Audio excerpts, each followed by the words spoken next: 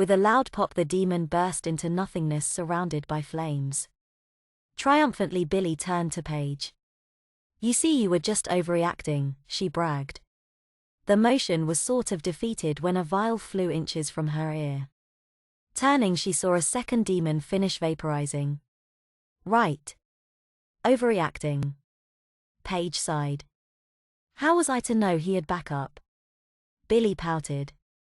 "Honey, you weren't, but you should have at least suspected it." "At least we didn't need the power of 3, Billy began. "This time," Paige said. Her cell suddenly blared into life. Diving into her purse, she answered it, Paige Halliwell, as she and Billy orbed back to the manor.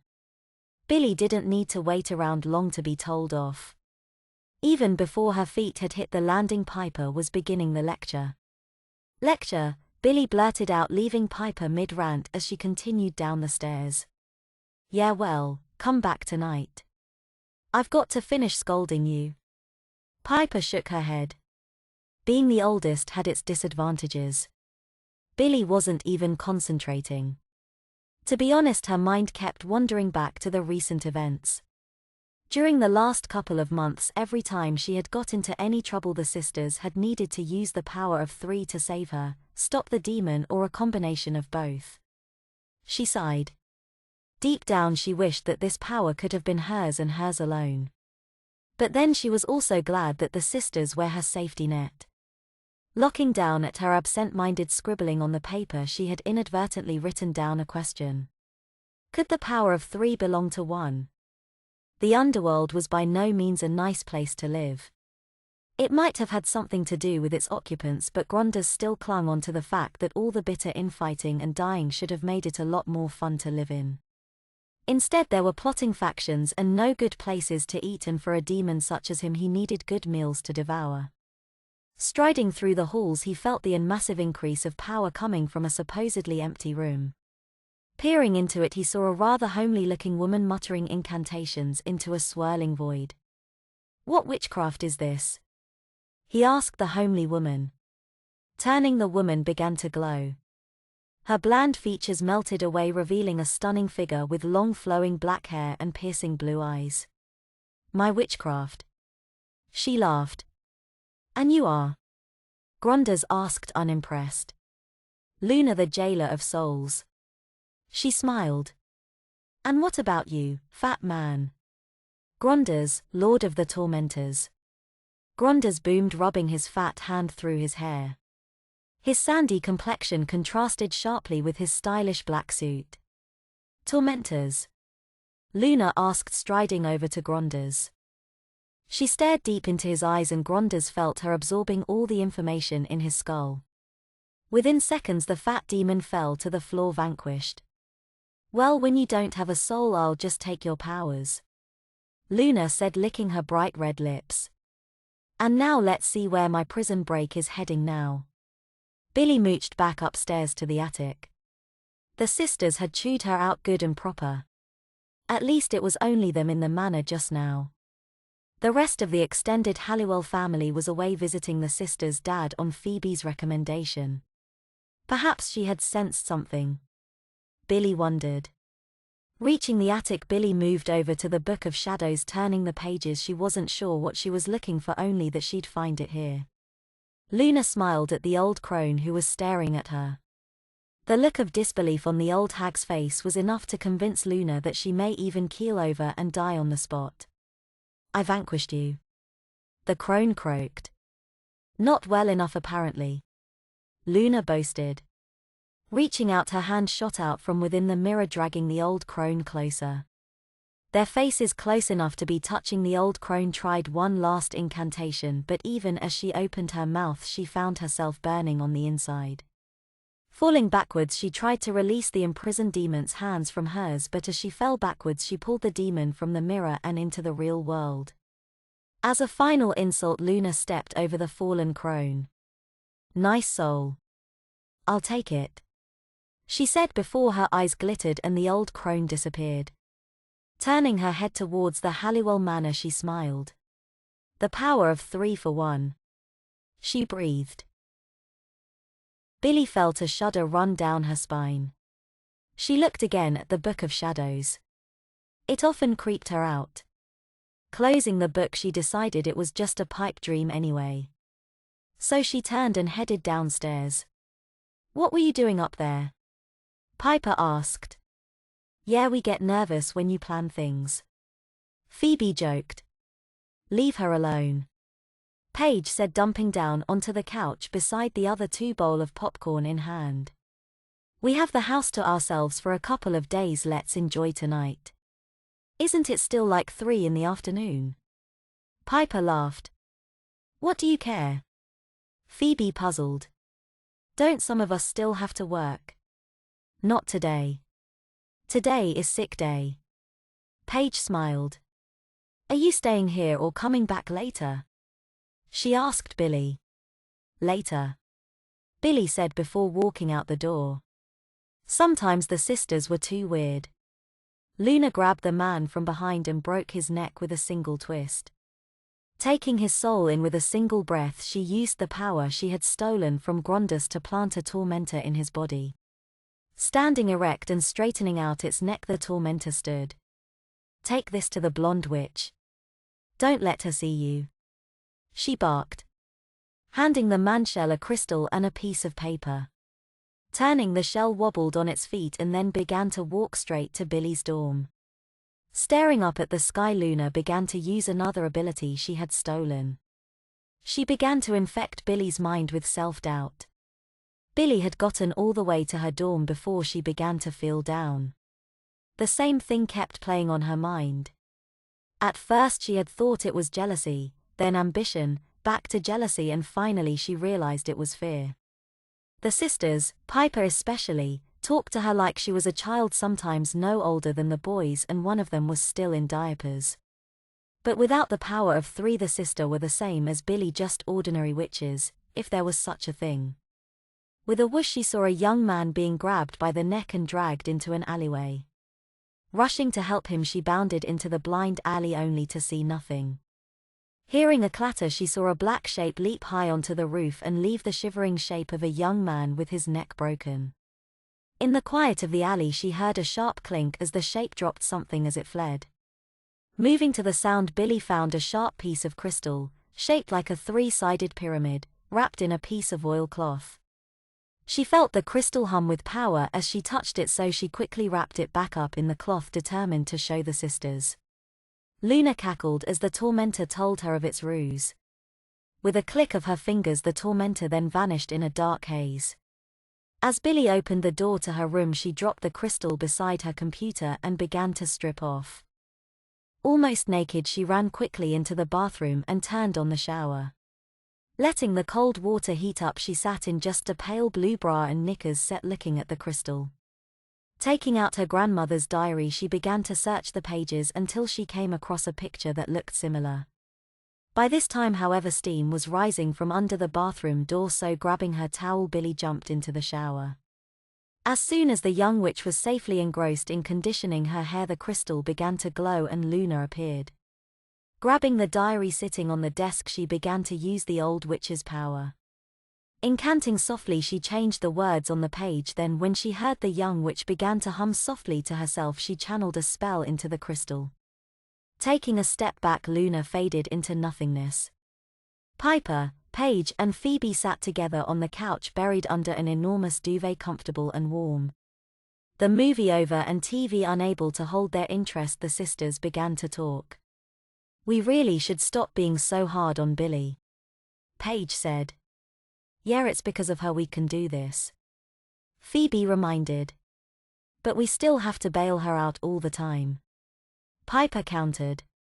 "We still have to use the power of 3 and we still have to fight demons. The only difference now is Billy does more of the groundwork."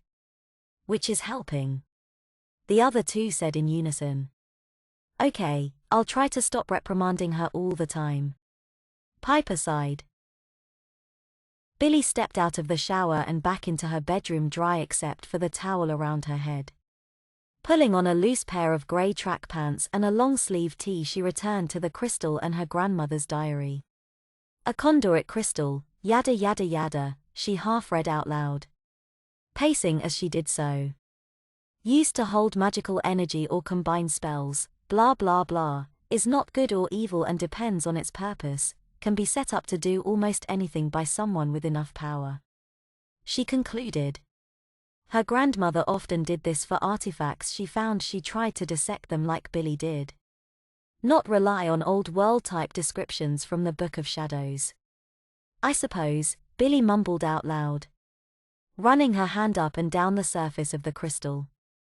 Immediately her mind was back to the charmed ones. The power of 3, she could combine the sisters' powers and amplify them with her own. Her very own power of 3. She could let them finally retire for a normal life. Throwing on a pair of white sneakers and discarding the towel, Billy rushed out of the door. Paige and Phoebe were trying to convince the other as to who it should be to go and get the next tub of popcorn when Billy came bounding into the mansion. So somebody sure seems in a better mood. Paige laughed. I think I've got the solution to our final problem. Billy said, excited. Our final problem? Piper asked surreptitiously. You guys. Well, the power of 3. I think I've finally got a way for you guys to finally retire. Billy smiled. We tried that, remember? New identities. Phoebe stated. No, I've got a way to take your power, well, some of your power, and create a power of 3 that I can amplify with my own. So it'd be what? A power of 4? Paige asked. Sort of. Billy shrugged. Well, let's take a look at it. Piper said with a lot of skepticism. Drawing looks from Paige and Phoebe. Okay, maybe somebody else should do it first. I'll do it. I should be able to tell if there's any danger. Phoebe said. So where'd you find this, Billy? Paige asked as Billy passed the crystal to Phoebe. Some demon dropped it, Billy said as Phoebe unwrapped the oilcloth. Phoebe immediately dropped the oilcloth in fear. The crystal dropped onto the blanket and bounced beside the sisters' legs. It has to be a trap, Paige said. At once the charmed ones reached forward to try and brush the crystal away from them. But as each of the sisters touched the crystal, they were immediately pulled inside it. In a flash, the charmed ones were trapped inside the crystal with each of their faces showing on one side of the crystal each. The crystal then began to levitate off the sofa and towards Billy, who cartwheeled away from the floating crystal. Rather than chasing Billy, however, the crystal appeared to hang in midair. In a dark haze, Luna appeared in the main room of the mansion. Well, that was easier than expected, she said, taking the crystal in her hand. Holding it by its peak, she placed the flat bottom onto the top of a silver mace-like wand, leaving the sisters' heads each facing outwards from each other. Billy looked at Luna. The large woman seemed to resonate power, wearing her all-black dress that stopped at her knees. Billy looked at herself, wet hair in ragtails and all, and felt very insecure. As you should. Luna smiled.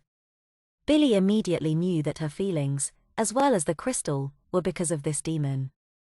I'm not afraid of you, Billy said, stepping toward Luna. Child, I have the charmed ones. I have no need for you anymore, Luna said. Well, vanquishing demons is what I do, so you've got me until I free the sisters, Billy said. Most of what you've learned about the crystal is true, child, Luna mocked. It really does have the ability to combine powers. And now I have the power of 3. Luna pointed the wand at Billy, who was immediately frozen to the spot. As well as their individual powers. Billy was then levitated up against the ceiling. Luna turned her back as Billy was released and crashed back onto the floor. Rising, Billy saw that Luna still had her back turned. Calling forth a lightning spell, she fired it at Luna, who turned and caught it without so much as even surprise on her face. Staring at Luna for another second, Billy took a deep breath and ran for the front door. Rushing towards the door, Billy held her arms out to push it open, only to have to try and backpedal as Luna orbed in front of her. Seeing no other opportunity, Billy leapt onto the landing and began to run up the stairs. Heading for the attic, she saw Luna appear in front of her. Throwing a smoke spell, Billy darted into one of the other rooms to hide and regroup. "Oh, come now, child, I have the power of 3. Luna mocked. "I can find you anywhere." She laughed as she orbed into the same room that Billy was hiding in. "And I find you here." She snorted.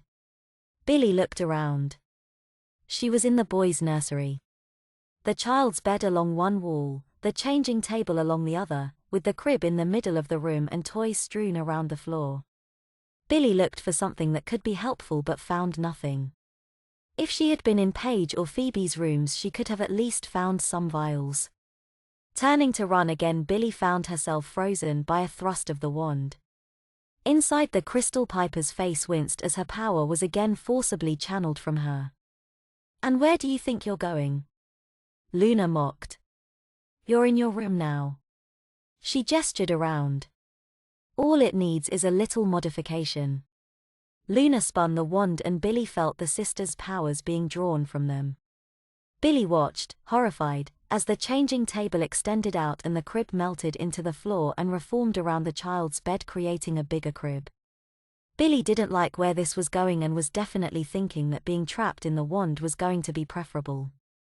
"Seeing as you're the junior witch in training, I guess it's better if we take some of the stress away from you." Luna smiled wickedly. "Huggies," she commanded, and a half-open package of diapers appeared in her hands. This time it was Paige's turn to wince. Setting the package of unisex cruisers on the floor, Luna spun the wand again and the package seemed to swell outwards. "Pants," Luna commanded, and Billy found her pants had reappeared in Luna's hands. "Panties," Luna continued unrelentlessly, and Billy found herself naked from the waist down. Finally, Luna pointed the tip of the wand at the package of diapers, then at Billy. "Diaper," Luna said, stressing every syllable. Billy looked down disheartened. She could feel her legs being pushed outwards from the added bulk of the diaper, however she couldn't move them due to the fact that she was still frozen in place by Piper's power. The very fact that she could move her head meant, she hoped, that Luna's control over the sisters' powers was still less than absolute. "I'm sure you hope so," Luna taunted. Phoebe was wincing as Luna used her empathic abilities. "My control is not only absolute, it is unquestioned." She pointed the wand at Billy's midsection. "As you know, Piper could unfreeze certain body parts. Well, I can too. She could also make molecules force themselves apart and expand, which she usually used to blow up demons. Well, as I don't want to blow up my junior witch in training, I have just unfrozen your digestive tract and I'm expanding everything in your bowels. In fact, they should really be ready to pop by now," Luna commented. Billy couldn't feel anything. She was frozen. Not knowing what else to do to check, she turned her head downwards to inspect her own diaper. "Oh, you're not going to use it yet?" Luna smirked. Suddenly both Billy and Luna orbed back into the living room. Pointing the wand to one end of the living room, Billy found herself levitated to that corner of the living room. "Potty," Luna called. And the blue racing car Potty appeared in the opposite corner of the living room. Luna gave the wand a twist and the Potty increased in size. Billy didn't want to think at how accommodating it would be for her bottom, but she could guess at what was coming next. "I'm prepared to give my junior witch in training a sporting chance." Luna smiled. "You know that you're about to go. So all you have to do is make it to the Potty and this nightmare will be over for you. Fail and my tormentors are hungry." Luna laughed. "And don't think you can just take off your diaper. It's being levitated up and on." Luna smirked. Billy then found she could move. She was also involuntarily moving her bowels. At first, as she sprinted towards the Potty, she didn't know why she believed that Luna would keep her word, but she had to take that chance. If she behaved like a good captive, she might have a chance to stop Luna. It wasn't to be though, as Billy found herself filling her diaper for the first time since forever. The warm mess pulled at her diaper in oblique angles, causing it move in uncomfortable ways. The only respite that Billy had in the embarrassing ordeal was at least gravity was keeping most of the mess away from her skin. Suddenly Billy found herself orbed onto the changing table. The load in her diaper was suddenly pushed in and upwards by the hard contact of the plastic sheet beneath her legs. Billy gagged as she felt the mush spread around her most sensitive areas. Harness. Luna barked and Billy found herself webbed to the changing table by an expanded version of the boy's harness. Although she could move, Billy really wanted to try and avoid it because of the way her diaper was sitting. Pail, Luna commanded. Billy found the diaper pail sitting between her legs. Diaper. Luna spoke again. The soiled diaper around Billy's waist disappeared. Suddenly Billy found herself levitated off of the table. Then she felt water orb underneath her. Staring at the wand, Billy could see her reflection, but more importantly she could see the strain on the faces of the sisters as their powers were used again and again. Firstly to orb the water, then to levitate it and Billy, and then to expand and contract the water so she was cleaned without being touched. Billy fought back the tears as the water disappeared and Billy was deposited back onto the cold plastic of the changing table. You are still a bit damp. There's no point giving your diaper extra work to do. Luna taunted. She pointed the wand at Billy, who found herself once again frozen to the spot. Motioning with her hands, Luna called forth a tormentor, and although Billy couldn't see it, Grondaz's face briefly flickered in the crystal beside the sisters. Tormentors were the worst kind of imps in the underworld. Unlike most demons, they fed off negative emotions. Also, unlike most, once they fed, their power was then withdrawn from them and passed into their master. It was the reason that Grondaz had become so fat, but with them powering the wand, Luna could use them to draw the power of 3 almost continuously. Tormentors had no fixed form, though their normal was a black shadow-like creature with 2 beady sliver eyes. However, they could react to their surroundings and take on almost any form, save for their eyes, which would always remain a haunting silver. Tormentors were not as mindless as imps, which was one of the reasons they were feared more. They were vicious, scheming and nasty, and these were traits that Luna would only encourage. As the tormentor approached Billy, its darting eyes absorbed her predicament and its body contracted on itself, rearranging into a young girl, maybe 9 or 10. She had long sandy hair and wore what was very close to an Alice in Wonderland costume except in red. Stepping beside Luna, the tormentor bowed her head. "No, you need to be older to be a babysitter." Luna spoke quietly. The tormentor began to age and grow until it appeared to be around 16. The costume remained in a similar theme except that the skirt got shorter and the blouse underneath became tighter, as if to emphasize a blossoming teen. "Perfect." Luna smiled. "Wipes." She ordered, and a quarter-full package of baby wipes appeared in her hands. "I'll let you finish diapering my junior witch in training," she said, turning, "and don't make it pleasant for her." Luna laughed as she orbed a throne into the nursery. Sitting upon it, she held out the package of baby wipes. Taking the package of baby wipes, the tormentor turned towards Billy, who now found herself unfrozen. Kicking her legs apart, she tried to think of any spell that could get her out of this, but with her hands harnessed down by her waist she would have to verbalize the spell, and at this particular moment in time she couldn't really concentrate on thinking one up. Trying to buck herself off of the changing table, Billy became more and more desperate, and as she did so the tormentor appeared to be growing more and more powerful. Realizing the full futility of her situation, Billy stopped and sagged her head. This was going to be horrendous. "Oh, don't stop, Junior." The tormentor laughed as it approached Billy. "The more you squirm, the more I like it." Billy winced with each movement of the baby wipe. The smell filled her nostrils and the texture of the wipe was creepily gentle. As her legs were lowered, Billy realized that the tormentor had finished with her behind. Shuddering at this thought, Billy tried to clamp her legs together. The tormentor simply moved its fist from holding her ankles together, pushing them apart with 3 fingers. Even though the demon only held her ankles together with its thumb and pinky, Billy could still not kick free of its grasp. As the demon slid its free hand down the inside of her thigh, Billy felt what she thought was utter humiliation. "I don't think it's a good idea for babies to have hair down here," the tormentor stated. "That's a good point," Luna agreed. "Don't you agree, Junior?" she taunted Billy. Billy had no answer for either of the demons. Well, at least one that was going to help her plight. "I asked you if you agreed with your nanny. If you can't answer, Junior, then I can only deduce that you have no objections." Luna smiled. She lifted the wand and spun it around. As the baby wipes moved over her, Billy could only watch with dismay as her hair was removed. She had been wrong before. This was utter humiliation. "Good job." Luna nodded to the tormentor, which disappeared in a black haze. "Now I guess we have to go for the finishing touch."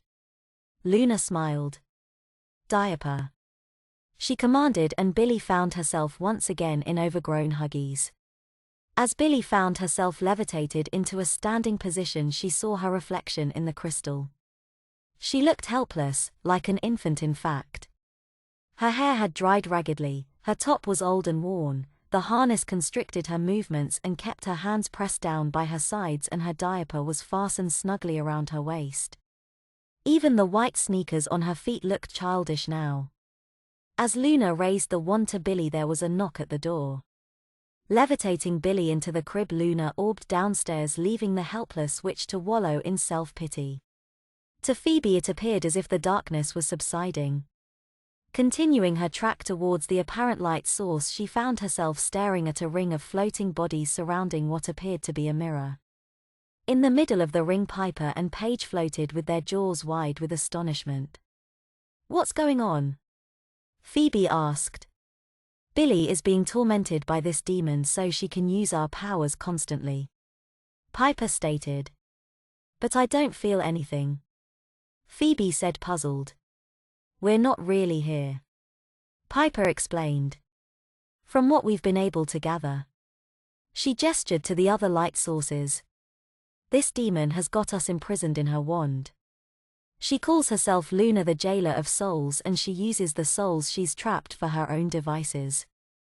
Basically, she's using our powers and our knowledge to punish Billy," Paige added.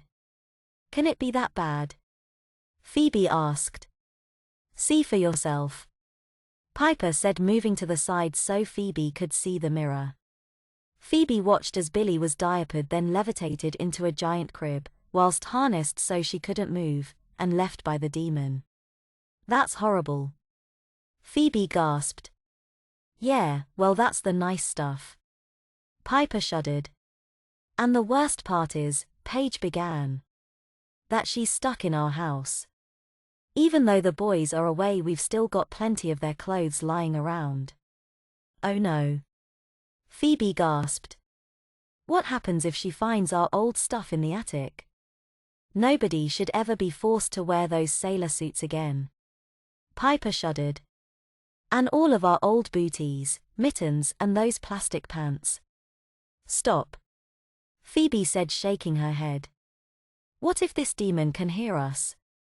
Suddenly the sisters felt very worried for the young witch. Luna disguised herself as Paige and answered the door. It was some random salesman with the latest in vacuum technology. So powerful that it could lift up a bowling ball. "Well," Luna had started, "I do love power." She smiled as she drained the man of his soul. Billy found herself stuck on her knees. As soon as Luna had dropped her, she had slipped on the plastic and tumbled forward. The crib walls were too high to climb out of, and she couldn't use magic to leap out of them because the bars stopped to close to the ceiling. What was worse was that when she had tumbled forward, Billy had found she had to slither across to the crib wall, push her chest against it to climb up. This had begun to work her diaper lower on her body, so the only way she could pull it back up was to go back onto her knees and stay there. At least with the demon gone, she could begin plotting a spell to get her out. Before her mind could really get to work, Billy found herself orbed into the attic. Staring at the Book of Shadows longingly, Billy found herself frozen to the ground. "It appears that the Charmed Ones don't like you very much, Junior," Luna laughed. They have just told me where to find some good old-fashioned girly girl clothing for you. Luna spun the wand at old wardrobe in the back of the attic. As they parted, a couple of musty-looking chests came into view. The chests then sprung open and lines of baby clothing, enough for all three sisters, began to levitate out of the chests and land neatly in a rows in front of Billy. Pinks, polka dots, yellows, lilacs, and strawberry reds were all present in clothes that would be much too small to fit, but Billy knew that wouldn't really be a problem. After all, the diaper bunching around her waist had come out of a normal package. Billy then saw baby equipment the boys had outgrown orb in front of her just long enough for Billy to see it and wince before it orbed somewhere else. Reappearing in the living room, Billy found she could move. However, she was now in the playpen in the corner of the room. Luna walked up to the bars of the pen. "Harness," she commanded, and Billy found that she was once again able to move her arms. Luna then smiled. "I've been thinking of the best way to ensure that my junior witch in training doesn't get too big for her britches and try to start casting spells against me," Luna informed Billy. "And of course I've come up with a perfect solution," she said, holding up a pair of mittens connected via a length of cord in one hand. In the other she held a pacifier. Letting go of the two objects, they both stopped in mid-air, whether frozen or simply levitated Billy didn't know. All she knew that whatever power Luna had over messing with people's heads, she was using now because she could concentrate on nothing else.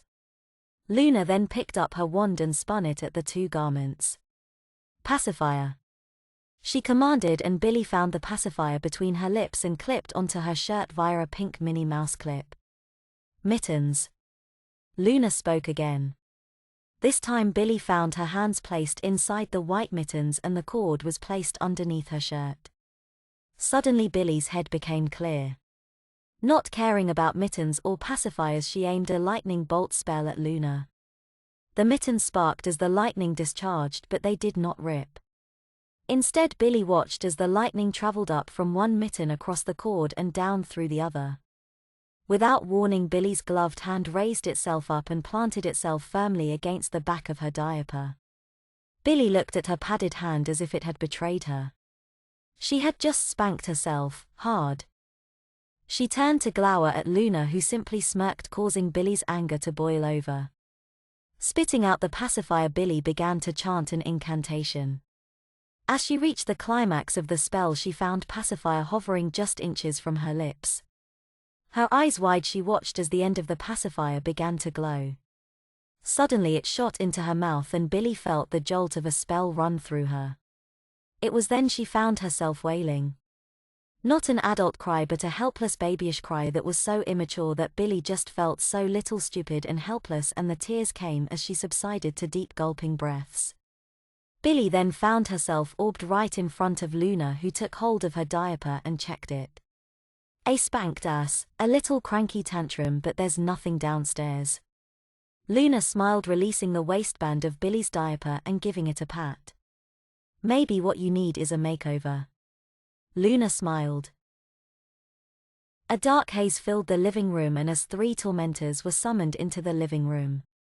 In their shadow forms they stared at Billy with their unblinking silver eyes. Then they began to reform. Their bodies shrunk down and moved into the colored spectrum. Each tormentor began to morph into preteen girl. The first became a small blonde girl about 11 or 12, wearing a black and white striped crop top and white pants. The second tormentor sprouted mousy brown hair from underneath a green-colored straw hat. She was wearing a summery outfit consisting of a dual-cut top with a soft green stripe along the top. It was white underneath the green stripe and finished just above the tormentor's 3/4-length green pants. The last tormentor molded itself into a girl slightly older than the other two. Possibly 13 or 14, not much older, but a definite amount. This tormentor transformed itself into a having red hair, hung in pigtails, whilst wearing a white USA Soccer shirt and pink track pants. The demons then rounded on a still frozen Billy, eyeing her with haunting silver eyes. The two younger tormentors then swiped at Billy's legs, knocking her down to their size, whilst the oldest grabbed at Billy's top. Ripping it off of Billy's back, the redhead then stuffed the top down the back of Billy's diaper. Tears formed in Billy's eyes as she was forced to stand in front of Luna in nothing but a bra and a diaper. With the amount of use those diapers are going to get, I think it'll be better if Junior can't actually remove them. Luna smiled. Pointing the wand at Billy, she began to chant. Your powers are nullified in those baby clothes. They feed energy to me, so my magic grows. I'll now abuse the power of 3. And bond you into diapers, you helpless baby. Billy found herself awash with magical energy. Staring down at her diaper, it seemed to fasten itself to her skin, like egg sticking to an unoiled frying pan. Sliding her mittened hand against the waistband of the diaper, Billy found she was completely unable to pull it away from her skin. She lifted her head up to glower at Luna, but all she found instead were the 3 tormentors staring at her. Now that she could move, however, Billy wasn't exactly going to hang around and wait to see what they had planned. Turning, she started to sprint for the door. Baby bouncer, Luna commanded. Billy tried to force what had just happened out of her mind. She knew, deep down, that she had just been placed in a baby bouncer, and whilst her feet hit the ground and the bungee cords hadn't gone slack yet, she wasn't hopeful of how long that situation would last for. As the cords went tight, Billy found herself being propelled backwards and up. Her back slapped against the ceiling before she was dumped unceremoniously onto her face on the floor. The cords then tightened up more and Billy found her feet lifted to just off the floor, meaning she was once again captive. Now I think it might be best if you stop running away all the time, Luna mocked, moving inches from Billy's face. Billy tried to kick and punch forward, but the baby bouncer held her too rigidly beneath her arms and her legs too high off the ground, so she ended up performing a cycling motion in mid-air.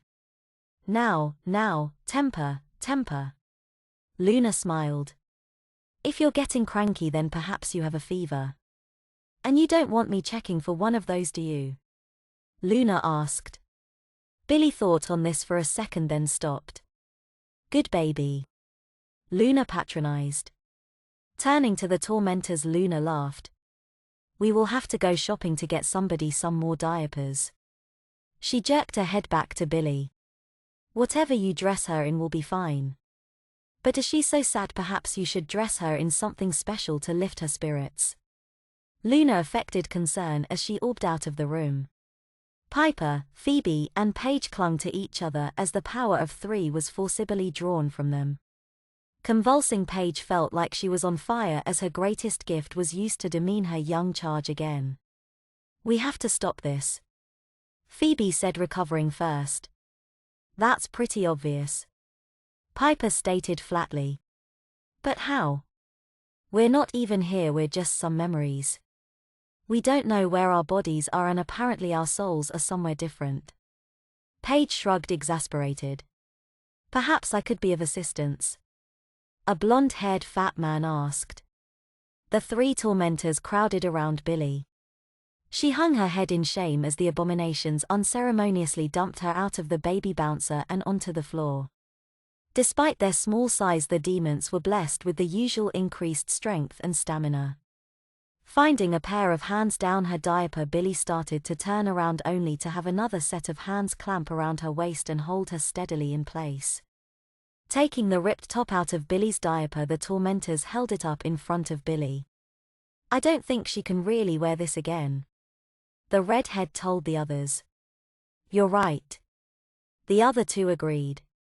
Oh well, I guess we had better go up to Junior's nursery and get her ready to go.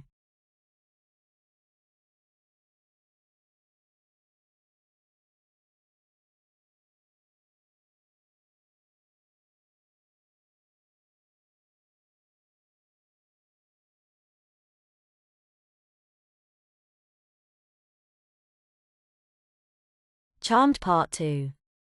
Billy was then frog-marched from the living room to the boys' nursery wearing nothing but her pale blue bra, mittens, and a diaper. Each step she took was accompanied by an immature crinkle as the scaled-up diaper bunched between her legs and causing the cover to crinkle. Once into the nursery, Billy was told to stand in front of the changing table. The tormentor with the green hat had given Billy's arm a hard enough squeeze that the young witch had decided to comply rather than be seriously injured. Rummaging through the neatly folded piles of baby clothes, the tormentors drew out a couple of different suggestions for Billy, but they kept their backs to their captive so Billy couldn't see what they had taken hold of. After a very brief conversation in muffled voices, Billy found the three demons turning around together, each holding a different garment of clothing. Pouncing on Billy, who found herself knocked onto her back with a jarring thud, the tormentors pulled on the baby clothing, which seemed to expand as it was pulled over Billy's body so it fitted perfectly. Well, perfectly for the tormentors, Billy thought. Being dragged forward so her neck was forced forward, Billy had to strain her neck whilst the demons fixed her hair. She doubted they would put any makeup on, and Billy could guess that the only accessories she'd have would be her pacifier and diaper bag. The tormentors allowed Billy to draw her neck back in. She stared down at the outfit she had been dressed in. Biting back tears, Billy stared at the bright red strawberry shortcake dress. The large frilly white collar seemed to be the only decal on the dress, which was plain white, and the skirt only extended down far enough to cover the top half of Billy's diaper. On her feet were a pair of black patent leather Mary Jane shoes with the T-bar buckle securely fastened over brilliant white socks that extended up to her calves. Finding her pacifier being pushed between her lips, Billy watched as the pacifier was clipped to her chest via a Minnie Mouse holder. Touching her hands to her head, Billy found a large bow that forced her hair down around her head, with the front of her hair forced down so it gave her a childish straight fringe just above her tweezed eyebrows. Pulling her hands either way, Billy found that the cord attached to her mitts was threaded underneath her dress and out through the arm loops, making her the perfect baby doll. Only she wasn't a baby, and being the epitome of cute did not please her whatsoever. She spun as she felt Luna orbing back into the room, and her dress flew up, revealing all of her diaper to the room. "Well, aren't you sweet?" Luna mocked. Turning to the tormentors. "Now we have to go out and buy some diapers for Junior, so you will have to come with me." Luna smiled. "But I don't want you to attack the general population. Instead, I want you to make sure that our Junior witch in training here is as uncomfortable as possible. So don't forget her diaper bag," Luna said as she orbed everybody out of the room. Being bonded into the diaper meant Billy had little or no chance of removing it. And even as she was transported through time and space to her destination, she could feel the pressure on her bladder growing. Unbeknownst to her, Luna was increasing the volume in the young witch's organ, but even that wouldn't had improved Billy's mood. Reappearing in her local mall, Billy allowed her head to sink downwards. She didn't want to make eye contact with anybody, especially as there was a high chance that she would meet more than one person she knew. First, she would have to suffer being made to wander around dressed like a baby. Then Luna would probably force herself to reveal she was a witch, and with the tormentors there, Billy knew her embarrassment would increase threefold. Strangely, even as she crinkled through the mall, Billy wasn't receiving that much attention. Stealing glances upwards, she saw that whilst she drew some stares, most people hardly took any notice. Or at least were trying not to take any notice. As Luna silently guided Billy around the mall and into the main shopping center, the volume of people increased, as did the stares and whispering. With the pressure on her bladder increasing exponentially, Billy tried to force herself to forget about the pressure and concentrate on remaining dry and saving herself a lot of embarrassment. However, as the pressure increased to an almost unbearable level at the shoe section of the mall, Billy's pace began to slow up too much for Luna's liking. Turning to Billy and crouching down, as one would do when talking to a toddler, Luna affected a cross face. "Now what's wrong, Junior? Do you need something? Or do you just want to stare at some new shoes? Because I'm sure one of the ladies will be able to help you find some nice new ones." Luna patronized in that stupid way people speak when addressing a baby. Billy looked up at the workers in the shoe department. Far from being ladies, they were instead 16-year-old girls with smirks on their faces. Billy shook her head and tried to keep pace with Luna. Very shortly, Billy again found herself lagging behind the demon, and the tormentors who had been keeping pace began to drop back behind Billy and push her, so she stumbled forward. With her head down, Billy was forced to stumble along. With one misplaced step, Billy's toe found herself stubbing harshly on the edge of a mirror that she hadn't seen. Billy winced because as she had stumbled to prevent herself from landing face first on the floor, she had overstepped, and now the pressure on her bladder was effectively easing the hard way. In the reflection of the mirror, she watched as an increasing damp patch appeared along the bottom of her diaper. Praying that no one noticed, Billy knew that was idiot optimism, as her skirt had never been near to covering that far down, and as she walked, Billy could feel the increased weight on her diaper pulling it further down. She was, now, able to step back up and keep pace with Luna, who Billy could see was offering her a condescending smile to the young witch as they walked along. "Hey cutie." A boy from one of Billy's classes laughed. "You appear to be in need of something." Billy looked up at the boy's face, and behind her pacifier offered him a snarl. Of course the childish garment somehow made the gesture meek and placid, but Billy felt a little better about until. "Aren't you going to thank this man for telling you, Junior?" Luna asked. "Yeah, Junior." The three tormentors sang together, giggling. Billy contorted her face as she stared at the boy. "Thank you," she gurgled behind the pacifier, biting each word out. "Well done, Junior," Luna mocked. "She's been practicing her manners." Luna smiled proudly. If only she could practice going to the potty. The boy laughed. "Yes, that would be a help." Luna guffawed. "See you on Monday." The boy smiled at Billy, giving her cheek a pinch. Billy felt the tears come forth now. That was humiliation of the highest order. It was one thing to run around with full diaper in privacy, but a wet one in public was worse, and Billy knew there were only two things that could top it. And she wanted neither. Seeing how Luna hadn't thought to restrain her in any way, Billy began to look up. Although this meant she could see the judging faces of the people in the store more clearly, she could also plan out how far she would have to run when she chose her moment. Looking down again, Billy realized she was slightly thankful that the tormentors hadn't put her in booties, because the Mary Janes should afford her a bit more support once she was running. Being thankful for small mercies was all Billy could take from her present situation. Especially as she was directed down the diaper aisle. Billy had hoped it would be deserted, but there was a crowd at the bottom of the aisle of people who had clearly been informed of Billy's predicament and wanted to see for themselves. She could even hear the click of camera cells going off as she guessed that she would be an internet celebrity by the end of Close Tonight. She glared up at the store's security cameras before returning her gaze to Luna, who was standing in front of Billy with a package of diapers in her hands. The package of convertibles that Luna held in her hands began to swell slightly as the demon pumped magic into it. The outward designs remained mostly the same, however the size chart changed, so it read, "Sabrina, for all junior witches," and the baby on the front began to age considerably. Billy kept her gaze constant and tried to stare through the package. Satisfied that she had held the package up long enough so that all the camera-happy crowd could get their pictures, Luna thrust the package of diapers at Billy and with a large sigh waited until her captive took hold of the package. Turning towards the crowd in the aisle, Luna began to meander down it, looking for some other products for Billy. With Luna turning her back, the tormentors did the same. Sensing this was her chance, Billy hurled the package at Luna as hard as she could and was rewarded with the demon being knocked off of her feet.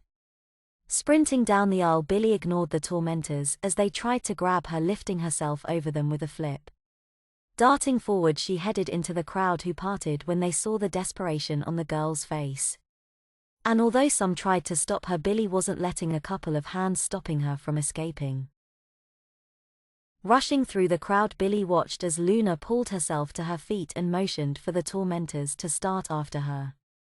Reaching the checkouts, Billy didn't stop to get held up by the lines. She simply jumped onto an unmanned station and cart-wheeled back onto the floor, causing her skirt to fly up around her face, but it did nothing anyway, so the young witch didn't care. Her Mary Jane shoes squeaked as they came into contact with the mall floor, and as the tormentors tore after her by jumping from wall to wall and running in unnatural ways after her, Billy knew that most people would either be talking about what they saw or would hear about it. Billy had just begun to open up a lead away from the tormentors. After all, no matter what running abilities they had in a straight sprint, they were still smaller than Billy, and she was rounding a corner when heard Luna yell across the mall. "You're being very bad, Junior."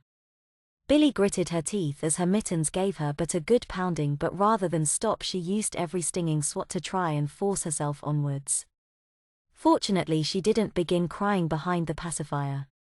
Unfortunately, however, Billy found her dress becoming heavier.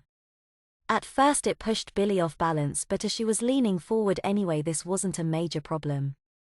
However, the weight continued to pile onto the dress, and as it wasn't long enough to even cover her diaper when she saw sprinting Billy became increasingly top-heavy. So much in fact that she began stumbling forward. Despite this, Billy kept kicking her legs and managed to keep the tormentors from breaching the lead she had over them. Finally, though, the weight of the dress became too much and forced Billy to the ground. Kicking out with her feet, Billy began to try and crawl as quickly as she could away from the tormentors. Knowing that the door to the mall was just around the corner spurred Billy on and gave her enough strength within her thin arms to hold off the weight of her dress from forcing her to a complete stop on the ground. As she rounded the corner on all fours, Billy found that all that separated her from the outside world was two sets of legs. Each wore the standard issue mall security grey slacks, and as Billy tried to bundle past them she found herself being pulled upright by the sleeves of her dress. The two security guards held her underneath her arms and left Billy kicking her legs out to try and find some traction even though she was off the ground. Billy even tried a few futile kicks at the security guards, but they held her firm. "Let me go." Billy squirmed. "Aren't you a cutie?" One of the security guards cooed at Billy. It was then that behind the obligatory Ray-Bans Billy saw that both of the guards had the silver eyes of tormentors. "Let me go." She struggled again. "But you've had a little whoopsie." The other tormentor smiled. "Maybe we should take you back to Mummy. You've got such an affinity with kids." The first tormentor smiled to his partner. Billy kicked and bucked like a mule, but the demon's arms stayed tight under her armpits, seemingly unfazed by the substantial weight of the dress. They lifted Billy between them as if she was nothing. As Billy was carried through the store, she began to slip down slightly from the guard's grip. Far from being a sign of the guards weakening, their grips remained constant. It instead caused Billy's dress to ride up higher, revealing the extent to which she had wet her diaper. The core between her legs was nearly solid with liquid and was in quite a bit of danger of leaking. She heard voices coming up behind, and shortly Billy was staring at three familiar faces. "We could have caught her," the oldest teen tormentor moaned. "But you're just a kid yourself. And you don't send a child to do an adult's job," the first security guard tormentor mocked. "We were just about to catch her at the door to stop her from hurting herself. You've been forced to carry her all the way." The green-hatted tormentor sighed. "Well, don't worry about it. If you want a piggyback, you can go next." The second security guard smiled. Billy couldn't believe what she was hearing. The tormentors were actually fighting over her. As if she was a trophy or a prize. This wasn't a good thing, but perhaps it could be used to her advantage when she made her move to escape. It wasn't like she'd be getting that chance soon, however, as Billy felt a strong hand underneath her diaper, and as she was levitated up slightly, Billy knew she would be shortly face to face with Luna. With Luna's hand underneath her diaper, it must have looked as if the demon was carrying with as little difficulty as one would have carrying an infant. Billy found the arms of her dress tightening slightly as she was pulled in against Luna's chest. The young witch's legs were then frozen and pulled up around Luna's hips, so it looked like she was cuddling into the demon. The bow of her head then began to increase in weight as well, forcing Billy's head down onto Luna's shoulder. Lifting her eyes up to Luna's face, Billy was greeted by only a mocking smile so omnipotent it made her toes curl. "I think your little ones had a little whoopsie," one of the security guards stated. Billy could no longer see the guards as her head was almost clamped to Luna's shoulder. Billy felt her diaper being squeezed underneath her. "She is very wet. I don't want her to get diaper rash again," Luna announced loudly whilst hiking up Billy's skirt, exposing her entire diaper. "Is it a common problem?" the other guard asked. "Oh, you saw how Junior likes to run," Luna explained. If she's carrying a load, then I have to wait until I can catch her to change her. I understand. The guard laughed. I know how difficult it is with little ones. He must have done something to the tormentor in the green hat because she yelped slightly. But the girls are such a big help. Luna smiled. Yeah, we dress Junior and everything. The girls chimed. Sometimes though it's better just to rely on adults. For instance, maybe you could have put a couple of these three down for a nap whilst you went shopping. It would have been so much easier to hang on to Junior. The tormentors were very openly in fighting now. Thanks for the suggestion, but no. Luna snapped once again, cracking the whip to show she still wielded it. Billy then found herself moving, darting her eyes about. She heard Luna's high-heeled clack on the mall floor. As Billy became disorientated due to her lack of anything but her peripheral vision, the young witch just shut her eyes and prayed for a quick end. This of course wasn't to be. Are you tired, Junior? Well, you did do a lot of running about. Don't worry, you can have a nap when we get you home.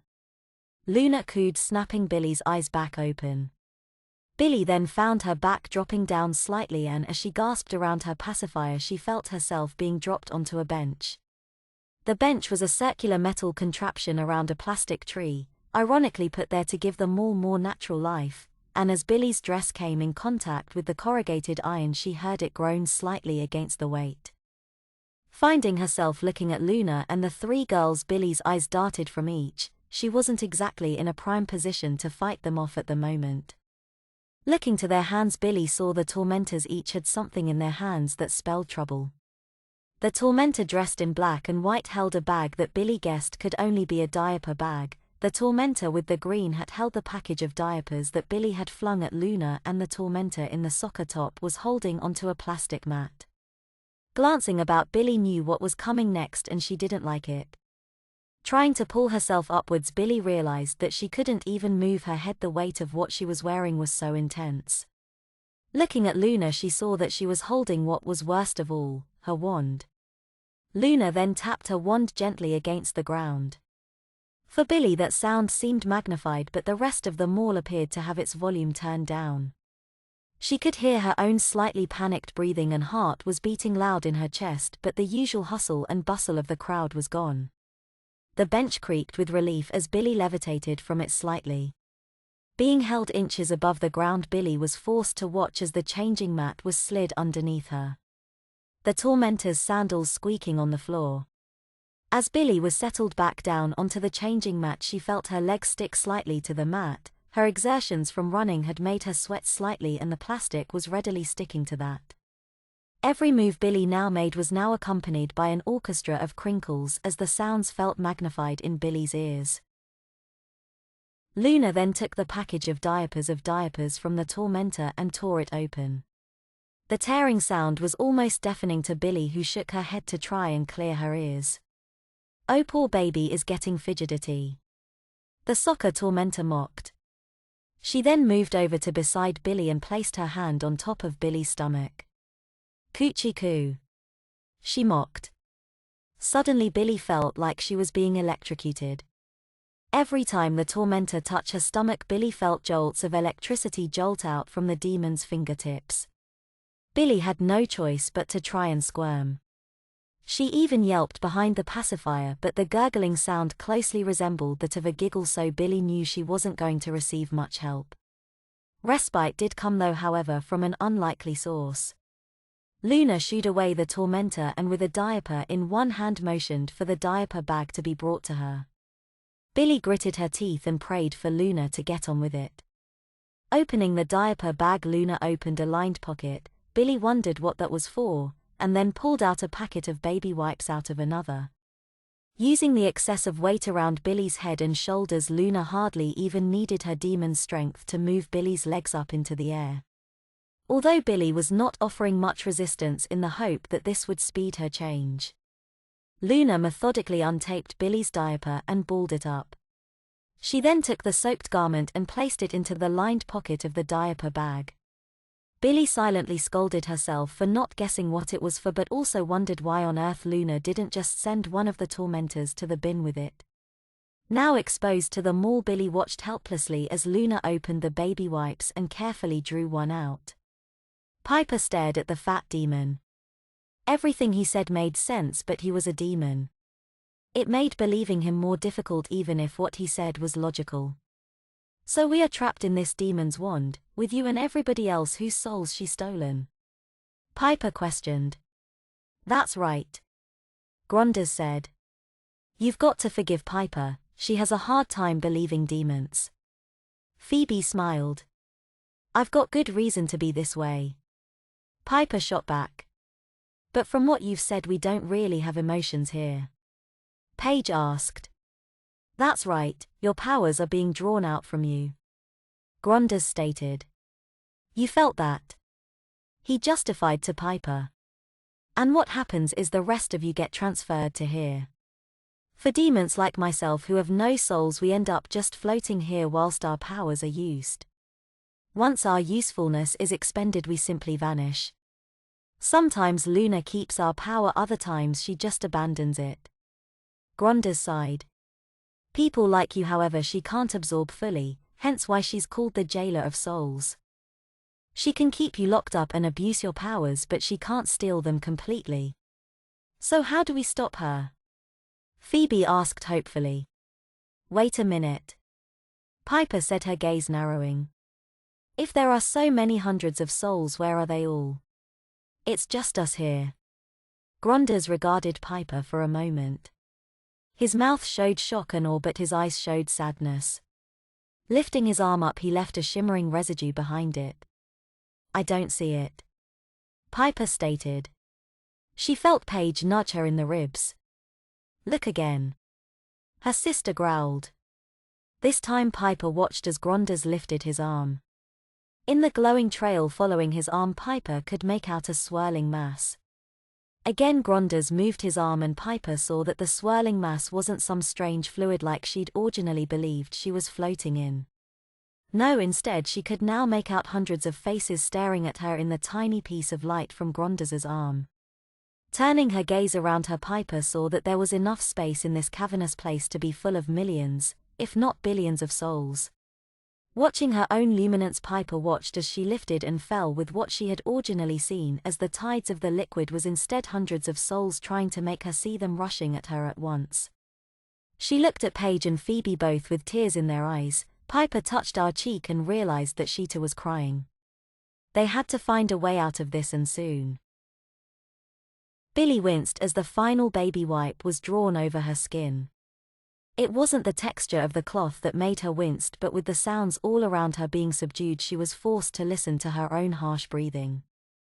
With the lack of ambient noise from the mall, Billy retreated inside, her mind desperately searching for every tidbit of information she knew about her captor and her imps. And unfortunately that wasn't much, so instead she found herself pondering her situation and wishing that her next diaper change, as due to the hopelessness of her situation she was sure that there would be a next change, would at least be in the privacy of a nursery or restroom. She shuddered at the thought that this should bring her some consolation. Finally Luna took the diaper in her hand and pulled it under Billy. Bringing out baby powder, she deftly powdered the young witch and then fastened the thick diaper around Billy's waist. Billy guessed she should have been at least grateful for a clean diaper as the noise from the mall began to pick up and the world seemed to shift back to normal. Finding the weight of her dress subsiding, Billy was made to sit up and stare into Luna's eyes. You look hungry. Luna smiled. It wasn't a nice gesture. Well, you shouldn't need changed, and I bet you sleep a whole lot better with a full tummy. She teased, crinkling her nose at Billy, who had to restrain a curse.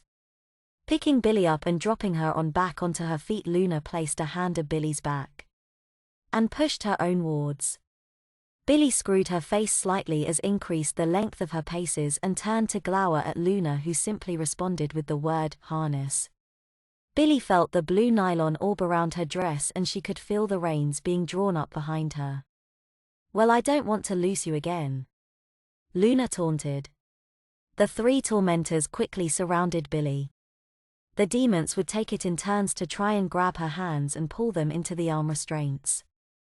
At first Billy had no trouble in fending off the abominations, but they became more and more persistent. From simple, "Look over there," taunts they started messing with the cord around her mittens and her pacifier. Biting back spell after spell, Billy was forced to try and fend off the tormentors whilst once again becoming a public spectacle as Luna steered her up towards the food court. As the demons finally pulled one of Billy's mittens into the arm restraints, Billy found herself being hoisted up by Luna, who pressed the young witch against her hip. Taking one look into Billy's startled face, Luna licked her lips. "What a good idea," she said, examining Billy's mitten. She removed both of her hands from Billy, who stayed floating against her hip, whilst Luna quickly harnessed Billy's free hand against her waist. "Oh, don't pout, Junior," Luna threatened, returning one hand to underneath Billy's diaper. "Or I will give you something to pout about."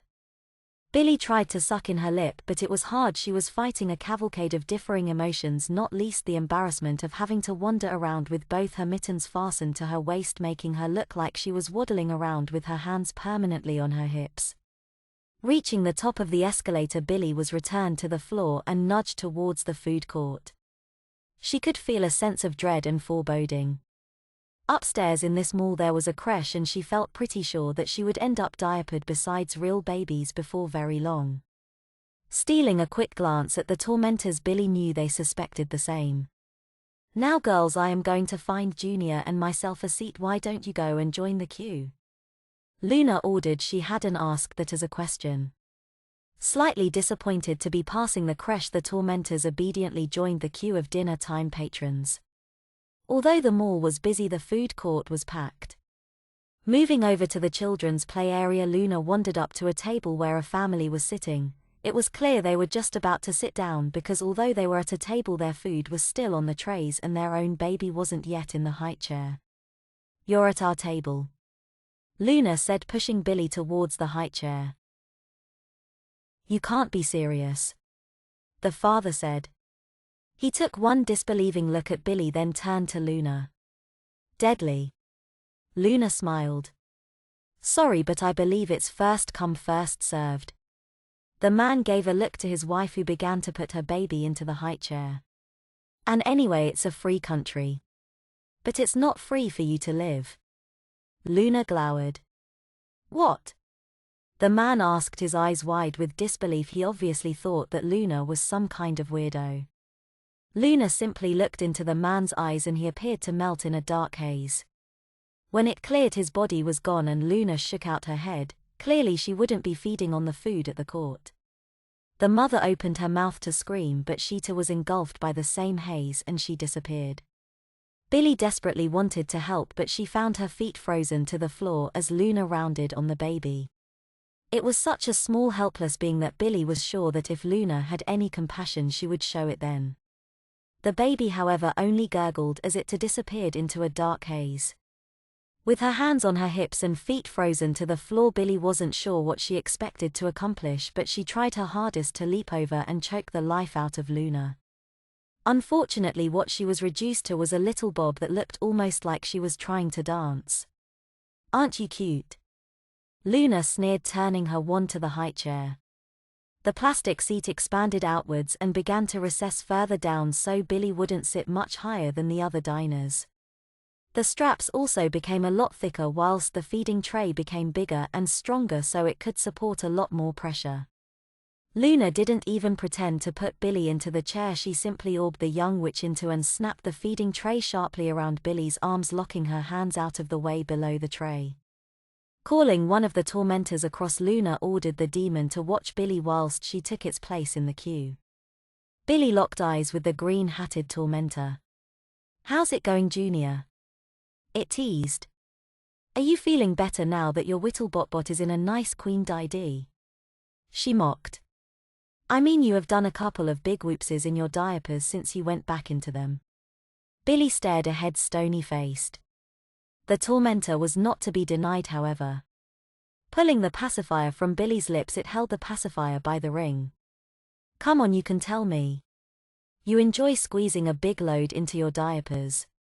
It makes you feel all warm and mushy, doesn't it?" Billy took a deep breath.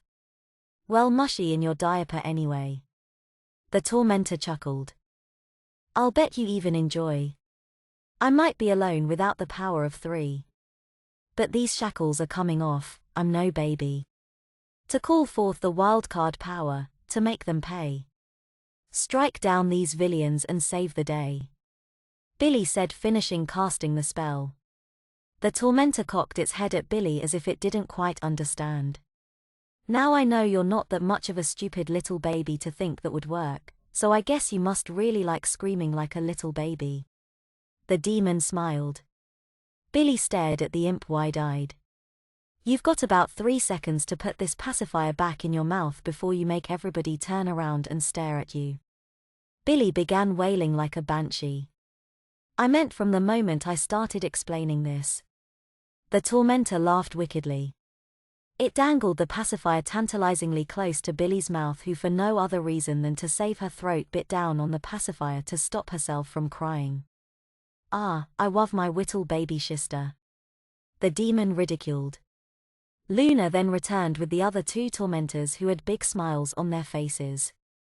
They had each brought a large plastic juice cup with a lid on, whilst Luna carried a tray with what looked like mints on it and a coffee. Setting down the tray in front of Billy, Luna looked at the imprisoned witch with a plastic smile on her face. Did somebody miss her mummy?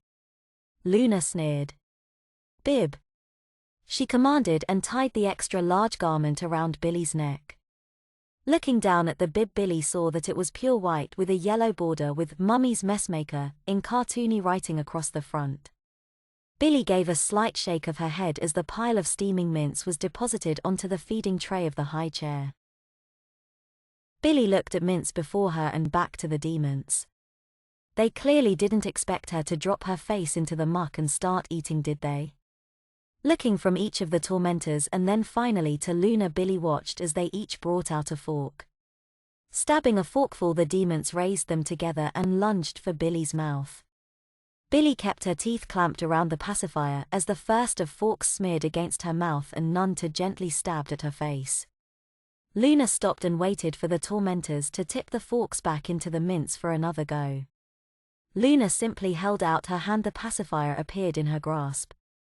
Smiling, she motioned to Billy, who found the bow on her head began to squeeze her crown. Opening her mouth to wince slightly, Billy found a forkful of the hot mints in her mouth. Luna then snapped Billy's mouth shut and gave her a warning point with the same finger. Swallowing, Billy found the mints to be an extremely hot and sweet chili. Not hot in temperature but as in spice.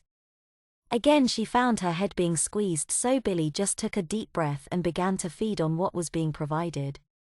Looking down, she saw that she was beginning to make an impression on the amount of chili sitting in front of her, but her mouth was burning and tears were now streaming down her eyes. She could feel her guts churning already and was pretty sure it wouldn't be long before the chili made its way onto the wrong side of her digestive tract. The forks then stopped coming and Billy found herself staring at an oversized sippy cup with the picture of a Disney princess on it. Without hesitation, she gladly began sucking down the thin milk she had been provided, in no doubt that it was probably laced with something, but Billy decided that at that moment it would be more beneficial to trade her pride for something to stop her mouth from burning. Slurping the last milliliters of liquid from the cup, Billy found herself back to being fed. This time the chili didn't seem so bad to start, but as the coating on the roof of her mouth dissipated, she was back to feeling the heat. Watching, Billy found that a couple of girls from her class were also in the mall. One was wearing a McDonald's uniform, the other a shop assistant's. At first they took a double take at Billy, who found herself missing mouthfuls of food and having them drop onto her bib as she tried to ignore the girls and continue to bite down the chili as quickly as it was being fed to her. Every glance Billy stole towards the girls, Billy found herself staring into their eyes. She tried to look away and concentrate on what she was being fed, but it was very difficult. Looking back at the pile of meat, Billy was surprised to find that she had finished the whole tray. Looking back at the girls, she saw them stand up giggling and begin to walk towards her position. Billy stared at Luna. There was no way she could convince the demon to hurry up and go. If she did, she would probably be made to endure pudding in this high chair as well, so Billy just looked around wondering what was next. When Luna pulled a bottle out of Billy's diaper bag, the young witch winced as the girls had surreptitiously walked all the way to the closest clean-up tray station just so they could get a better view of their classmate. They continued to walk towards Billy, who was trying to keep her head down when she found the bottle being forced into her mouth, with a little persuasion from her beau. Sucking on the bottle, Billy watched as her classmates approached. "Oh my goodness." One of the girls affected surprise.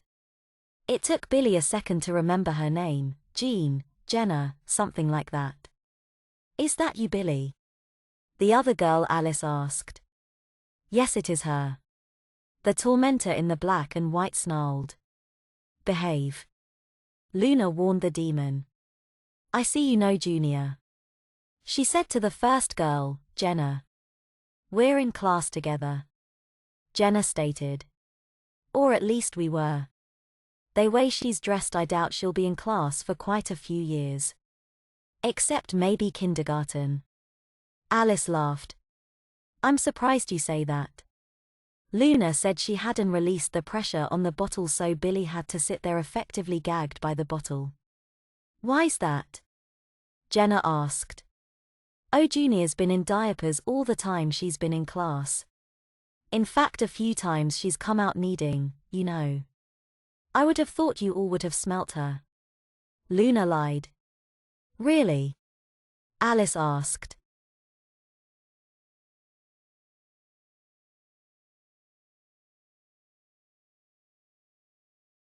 "Yes, we've already had a couple of whoopses today, haven't we, Junior?" Luna asked. Billy felt the bow on her head gain and loose weight rapidly, causing Billy to nod her head over enthusiastically. "She must be the one who wet herself down the diaper aisle," Jenna stated. Billy almost sighed. There was somebody who wouldn't be on the dean's list this year. It was more like the shoe section. The soccer tormentor stated. "Oh, okay." Alice shrugged. "Who are you guys?" "We're Junior's big sisters." The tormentors smiled. "And Junior's always like this?" Alice asked. Affecting Billy's new nickname. "Oh yes, well, except when she's at class. Then it's usually just a nice safe diaper until she can get home," Luna explained.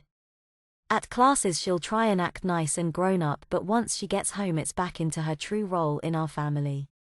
Isn't that a little bit weird?" Jenna puzzled. "Not really, it was her choice." Luna lied again. Billy found that she had finished the bottle and Luna had pulled it away. Standing, Luna moved over to the high chair. Before she released Billy from it, she pulled out a spare towel from a pocket in the diaper bag. Using a baby wipe to clean around Billy's mouth, Luna removed the young witch's bib and placed the towel over her shoulder. Sliding the catch from underneath the high chair, Luna released Billy and quickly released Billy's hands from the harnesses as well, effectively setting Billy free. However, Billy once again found she was frozen solid. Unable to move, she had no choice but to allow Luna to levitate her up and pull Billy over her shoulder. Standing up, Luna forced Billy's legs around her waist, and with no effort at all, Luna supported Billy with one hand and rubbed her back with the other. Billy couldn't believe it, she was being burped in front of two of her classmates. What was even more surprising was the size of the burp she did let out after only a few seconds. Satisfied, Luna sat back down to speak to Billy's classmates. She replaced Billy's pacifier and dropped Billy down onto the floor in front of her whilst holding onto the reins attached to the back of Billy's harness. "Sorry," duty called. Luna smiled politely. Billy stared at her classmates with begging eyes, but they seemed oblivious, more like dumbstruck by her appearance, so they were of little help. "And this is Billy's idea?" Jenna asked. "Of course. Once we established that she pretty much was going back into diapers 24/7, Junior felt it was better if she simply accepted where babies come in life," Luna explained to Alice and Jenna. "Didn't we, Junior?" She cooed at Billy, moving her head down to Billy's level. Aren't you fussy just now?" Luna asked, puzzled. "Can you get her dolly, please?" Luna asked the tormentor with the green hat. As that tormentor went to get a dolly for Billy, the other two descended down to Billy's level. The young witch was in a very difficult position as she was sat on the floor in front of Luna and her classmates with the tormentors on either side of her. They're great with her. Luna smiled at the two tormentors. They must be a big help. Alice said wearily. So it's nothing medical? She said, inclining her head at Billy. Oh goodness no. Luna laughed. This is what Junior wanted, diapers and all. Don't worry, she's only a little embarrassed, but it was her choice. She said, directing everybody's gaze back down to Billy, who was trying to stop the tormentors from flicking ice down her diaper. The first tormentor returned with a soft ragtime doll for Billy and set it down in front of the witch. Oh my. Jenna gasped. Well, it's good to meet you. Alice smiled at Luna. And we'll see you in class, Junior. Actually, before you go, Luna began, this stopped both girls from standing. I don't suppose I could ask a favor. What is it? Jenna asked.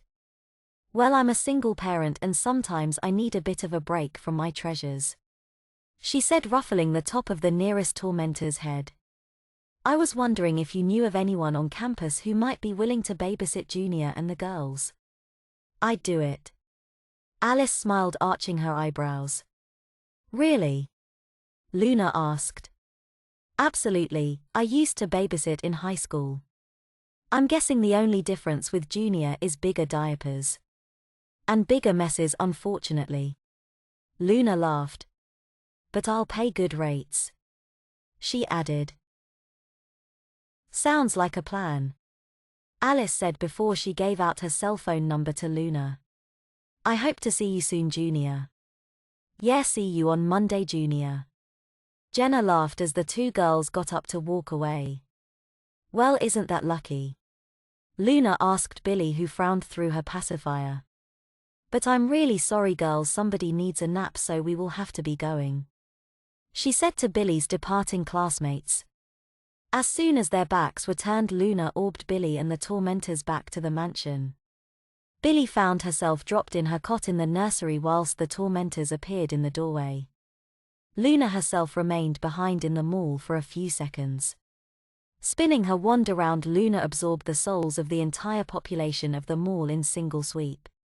The bodies of the soulless began to fizz in a dark haze as Luna orbed herself back to the mansion. Billy stared at the tormentors in the doorway. They were wearily watching Billy, who found that not only was the crib's sides higher than she could climb out of, but they were very securely locked in place.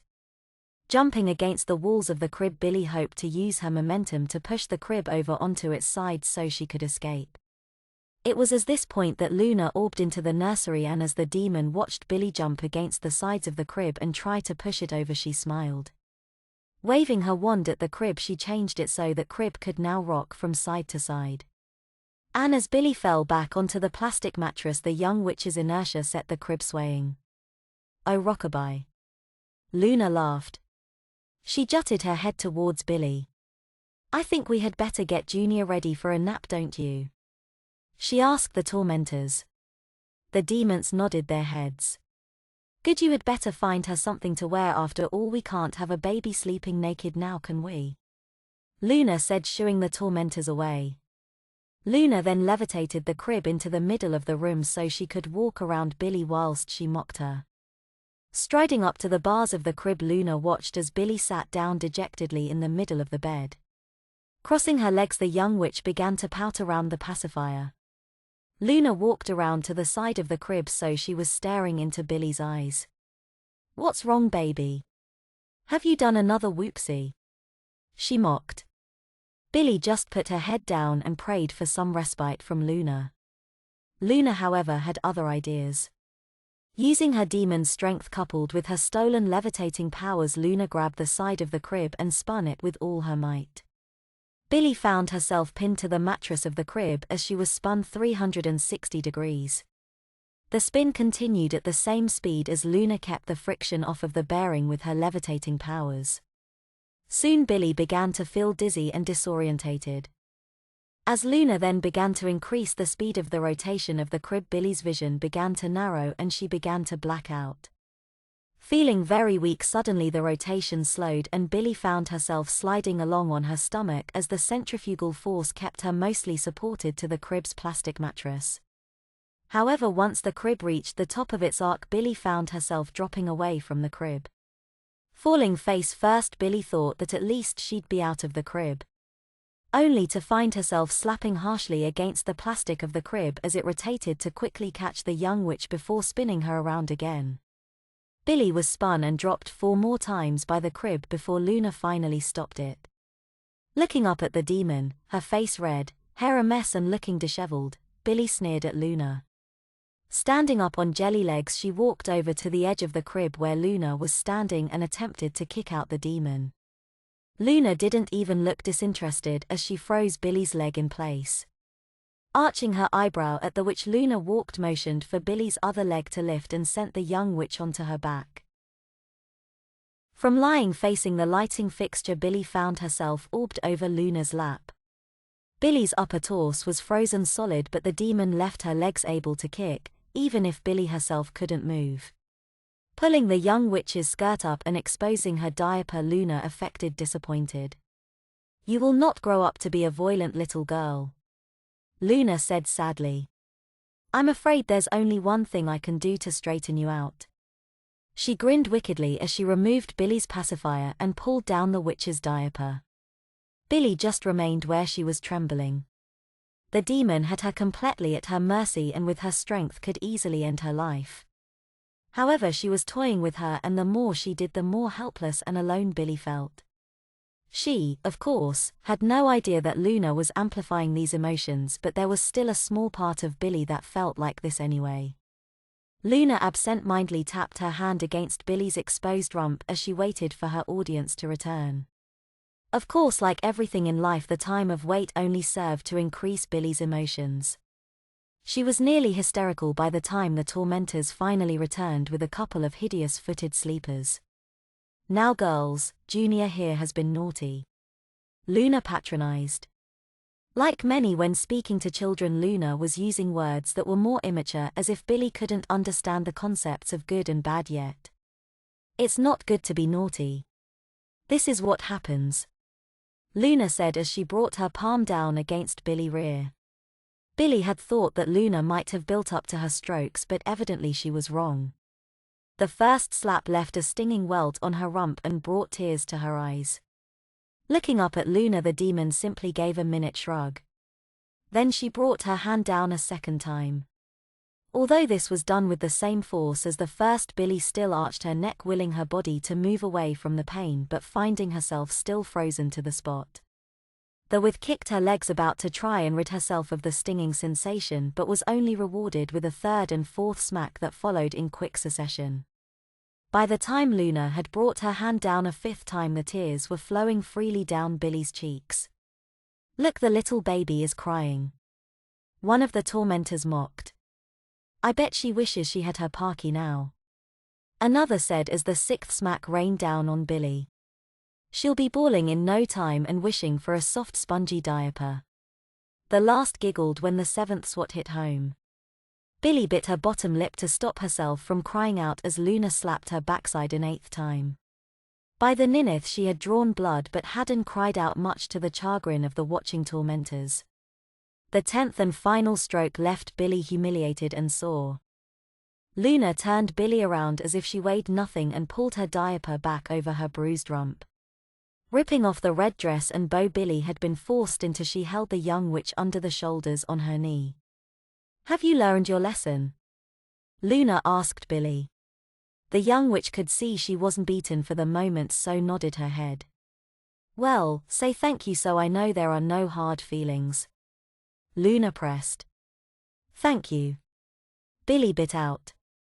"That's good, that's how a nice young lady should ask. None of this bratty nonsense from you," Luna said, extending her arms out for a hug. "No," Billy said quietly. She had no intention of hugging the demon. Luna simply raised her hand to Billy's side and extended her palm. Her meaning was clear. Swallowing, Billy leaned into a hug. "Would one of you please get Junior another diaper?" Luna asked sweetly, releasing Billy. "Why, she hasn't filled that one yet." The tormentor in black and white giggled as she grabbed the puffy white garment. Of course she hasn't, but I think somebody might need a bit of padding downstairs. Luna emphasized, drawing the overlarge diaper around Billy and patting her bottom.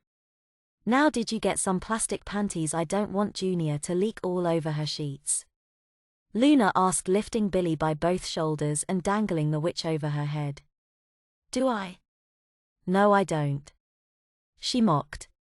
Billy for a moment considered spitting in the face of the demon, but her sore rear quashed those urges. Here they are.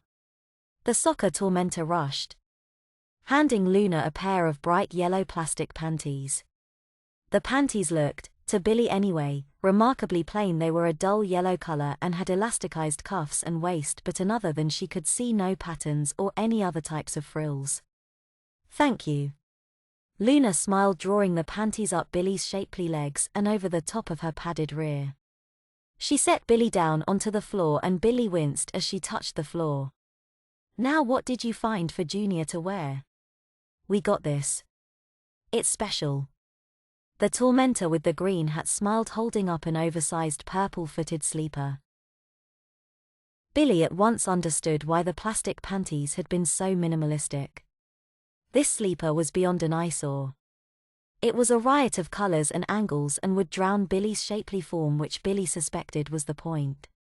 Luna took hold of Billy's hands and removed the mittens she was wearing. Billy, however, was wary if the magic in them was truly gone after what happened in the mall with the pacifier, as even though she couldn't hit herself as hard as Luna could, Billy was afraid to try it just now. Even with her hands free, Billy was too timid to fight back just now and allowed her feet to be stepped into the sleeper. Even as it was drawn up her body, Billy could tell the sleeper was horrendous in so many ways. The feet attached were different in colors, her left blue and right red, which were then capped by an overhanging frill, this a lime green. The purple sleeper body then hung loosely around her knees until around her diaper, where it was drawn in tightly, accentuating her diaper bulge. The crotch also had buttons to allow for quick diaper changes, and each button was an off-putting brown color that was tied to the sleeper by thick orange thread. Billy shuddered as she felt the sleeper's zipper being drawn up her back.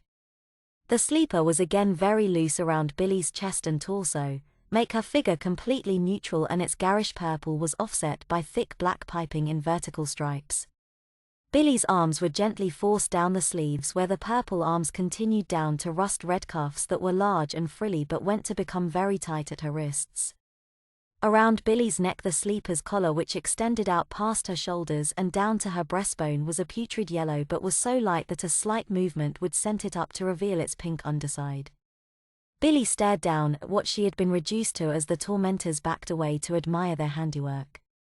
Aside from her large double diaper bulge, Billy's form was hidden behind frills and loud colors. She guessed that this wasn't exactly one of the garments that the sisters had either had stowed away in the attic or that one of the boys would have been forced into, but that was of little comfort.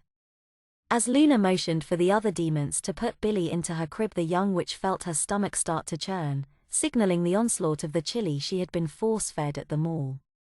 Looking out of the bed as the rail was slid up in front of her face, Billy was about to protest when Luna used her wand to rock the crib, and Billy had no intention of being caught in another spin cycle. Lying down, Billy felt a sheet being drawn over her and frozen into place. Struggling briefly, Billy forced herself to relax as the demons left the room. Chapter 4. The texture of the footed sleeper bristled against her skin. It felt like it was animal fur, like a rat or mouse, which meant it felt uncomfortable rather than warm and encompassing. Rubbing her sleeves, Billy tried to ignore the pressure building on her insides. She didn't want to mess herself again. Struggling with the frozen sheet, Billy looked down at the trapped bulk of her diaper. At least her thick diaper was slightly more pleasant on her sore behind. She mused. Looking at her hands now free from the mittens, Billy wondered if she could actually use some of her magic. Unlike Paige, she couldn't just orb out of here or just blow them up like Piper. Even Phoebe could have levitated the sheet off of herself and then escaped out of the crib, but Billy was stuck. Pouting, Billy was spurned into action as her stomach rumbled. Shaking off her torpor, Billy summoned a small lightning spell. Her fingers fizzed momentarily before the spell failed to ignite in its radiance. Billy chewed her lip as she wondered what had gone wrong. Trying again, Billy pulsed more power into the spell and was rewarded as the electricity discharged from her hand. The spell began to fly from the young witch, lighting the room in an electric blue flash. However, the spell didn't arc away from her body as planned. Billy watched as the back of the bolt appeared to catch the front just above Billy's head. The spell then burst in a shower of golden dust that fell on Billy's head. Trying to shield her face with her hands, Billy found herself inhaling some of the dust. It began to stick to her eyebrows and lashes, and Billy began to feel really weak. Shaking her head to try and wake herself up, Billy raised her arms in an effort to try and keep herself awake. It was to no avail though, as Billy felt her eyelids grow heavier as she watched as the golden yellow dust settled on her body. Billy already felt like she was in dreamland. Luna orbed into the nursery as soon as she could feel Billy drifting off. Pointing the wand at the young witch, Luna watched as Billy's image began to appear in the confines of her crystal wand. Unlike the charmed ones, however, Billy's body didn't disappear. Instead, Luna moved her hands over the wand and placed them above the crystal. Dangling her fingers as if she was controlling a puppet, a world began to form around Billy's image. At first there was darkness. Then a blinding white light caused Billy to shield her eyes. "I'm not in Kansas anymore," Billy thought dryly. As the light began to subside and shift, Billy found herself standing on wooden plank above the ocean. For as far as she could see, the plank stretched out in front and behind her. It didn't appear to be supported by anything and was no wider than Billy's shoulders. Rubbing her hands to her biceps, Billy felt the uncomfortable sleeper was gone. Staring down at her appearance, Billy found that she was wearing a ripped linen shirt that had long sleeves that fell about her fingers. Lifting up the shirt, Billy found that her diapers were gone. Well, almost.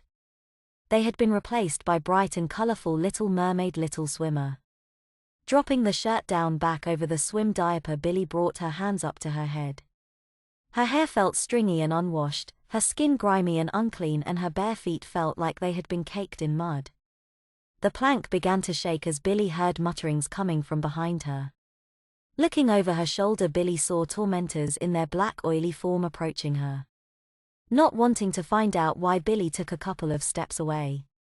The plank began to shake more violently as Billy stepped, and the young witch had to carefully tread to avoid bumping herself into the water. Billy wasn't sure why, but she felt that falling into the water would be a very bad idea. Sneaking a glance down into the crystal waters, Billy's fears were confirmed when she saw other tormentors circling beneath her. They had fish-like fins and large flippered feet, but the imps still retained their humanoid forms. Beginning to increase her pace, Billy began to move quickly along the plank. Billy found she was reduced to waddling as she tried to escape her pursuers. Her swim diaper was designed to be latex tight against her skin, causing it to bunch between Billy's legs as she tried to move quickly. Coupled to the fact that the faster Billy tried to move along the plank, the more the wooden beam began to oscillate. Stealing a quick glance behind her, Billy saw the tormentors gaining on her. Ignoring the wobbling plank and the uncomfortable garment around her waist, Billy attempted to pick up the pace, causing the demons to whoop in delight. Rushing along the plank, her legs feeling like jello, Billy's glance kept drifting behind her. For a second it appeared that the tormentors had dropped back, staring at the demons for a second too long. Billy found her foot missing the beam. It wasn't so much that the witch had missed the beam, in fact her foot slipped straight through the solid wood as if it wasn't there. Throwing her arms forward, Billy could only scrabble hold of a solid piece of the beam with her nails. Feeling the wood jar against her hands, leaving splinters embedded deep in her fingertips, Billy clung to the beam. The wood began to bend down towards the ocean, and the tormentors swimming beneath Billy began to hum with activity.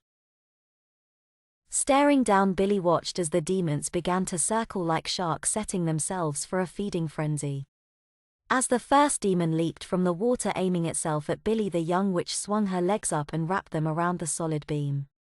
The tormentor missed by inches. Billy was sure she could actually feel its breath the backs of her legs. With no time to react, a second tormentor jumped at Billy's hanging form.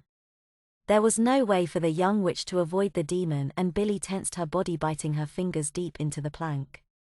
Unfortunately for Billy, even though she couldn't avoid the tormentor, she still had to watch as the demon flew through the air towards her hanging diaper. Tensing her body, Billy felt the tormentor hit her. Rather than the demon striking at Billy with mass, however, the demon seeped through her body. Billy shuddered as her stomach clenched and her gag reflex kicked in. She felt like she was going to be sick and soil herself whilst choking all at the same time. Managing to gain control on her convulsing insides, Billy prevented herself from doing any of those things as she tried to swing herself around and back up onto the skyward side of the beam. Pulling her leg over the beam, Billy began to slide her body around. Whilst her vision was obscured by the wooden plank, a third tormentor flew at Billy. Billy felt her insides clench again, but as she was in the middle of trying to pull herself around, Billy wasn't as quick to reassert her control over her tensing body, and she felt herself wetting her diaper slightly. Hiccuping as well, Billy shook her head and gritted her teeth. Staring down at the swirling tormentors, Billy sneered at the demons. Looking back at the demons who had been following her on the beam, Billy saw them resume the chase. Muttering under her breath, Billy turned and began to run again. Try as she might, Billy found that she was unable to keep herself far ahead of the chasing pack of tormentors. Despite sprinting so hard that she felt that the beams wobbling would throw her up and into the cool blue waters beneath her, Billy couldn't outpace the demons. It was then that she caught sight of the island. Redoubling her efforts, Billy increased her already lung-bursting pace. Her balance was tested by the beam's vibration, and she could feel her legs wanting to buckle under her own weight. Ignoring all this, Billy just sucked down burning lungfuls of air and tried to make it to the island. The tormentors behind her kept narrowing the gap between themselves and the witch, and within several steps were close enough to be able to slash at Billy's flailing shirt. As their claws tore out at the garment, Billy could feel her stomach convulse with each slash. As the tail of her shirt was torn into strips, actively revealing her swim diaper, Billy felt herself releasing a little bit of urine into her diaper. Acting as a spur, this forced Billy to run at an unimaginable speed. As the island got closer, Billy watched as figures on the sandy shore became clearer. If she hadn't been so busy pumping her arms and legs, Billy would have stopped in shock. It was the Charmed Ones. Rushing to the island, Billy saw the sisters beckoning to her. She sprinted on, ignoring her tumbling stomach and weakening knees. Grimacing as she was forced to wet her swim diaper again slightly, Billy forced herself onwards and away from the chasing pack of tormentors. Watching the sisters ahead of her, Billy noticed that they were chanting a spell. Billy watched as a framework appeared around the island. The frame seemed to shimmer with silver light as if there were very fine sheets hanging from it. However, there was one gap directly in front of Billy, and she charged towards that. With 2 paces to go until she was inside the frame, Billy snuck a look backwards and saw the tormentors only a pace behind her. Turning to look forward again, Bill found herself staring directly into Paige's eyes. Billy nodded slightly as she tried to run past her friend. Only Billy found herself stopped. She had run straight into Paige's outstretched hand, which was currently against Billy's diaper. Billy shuddered as her mentor witch squeezed the little swimmer. "Let me past." Billy shrieked hurriedly. "Oh, I'm sorry." Paige shrugged. "Only clean girls get to stay safe."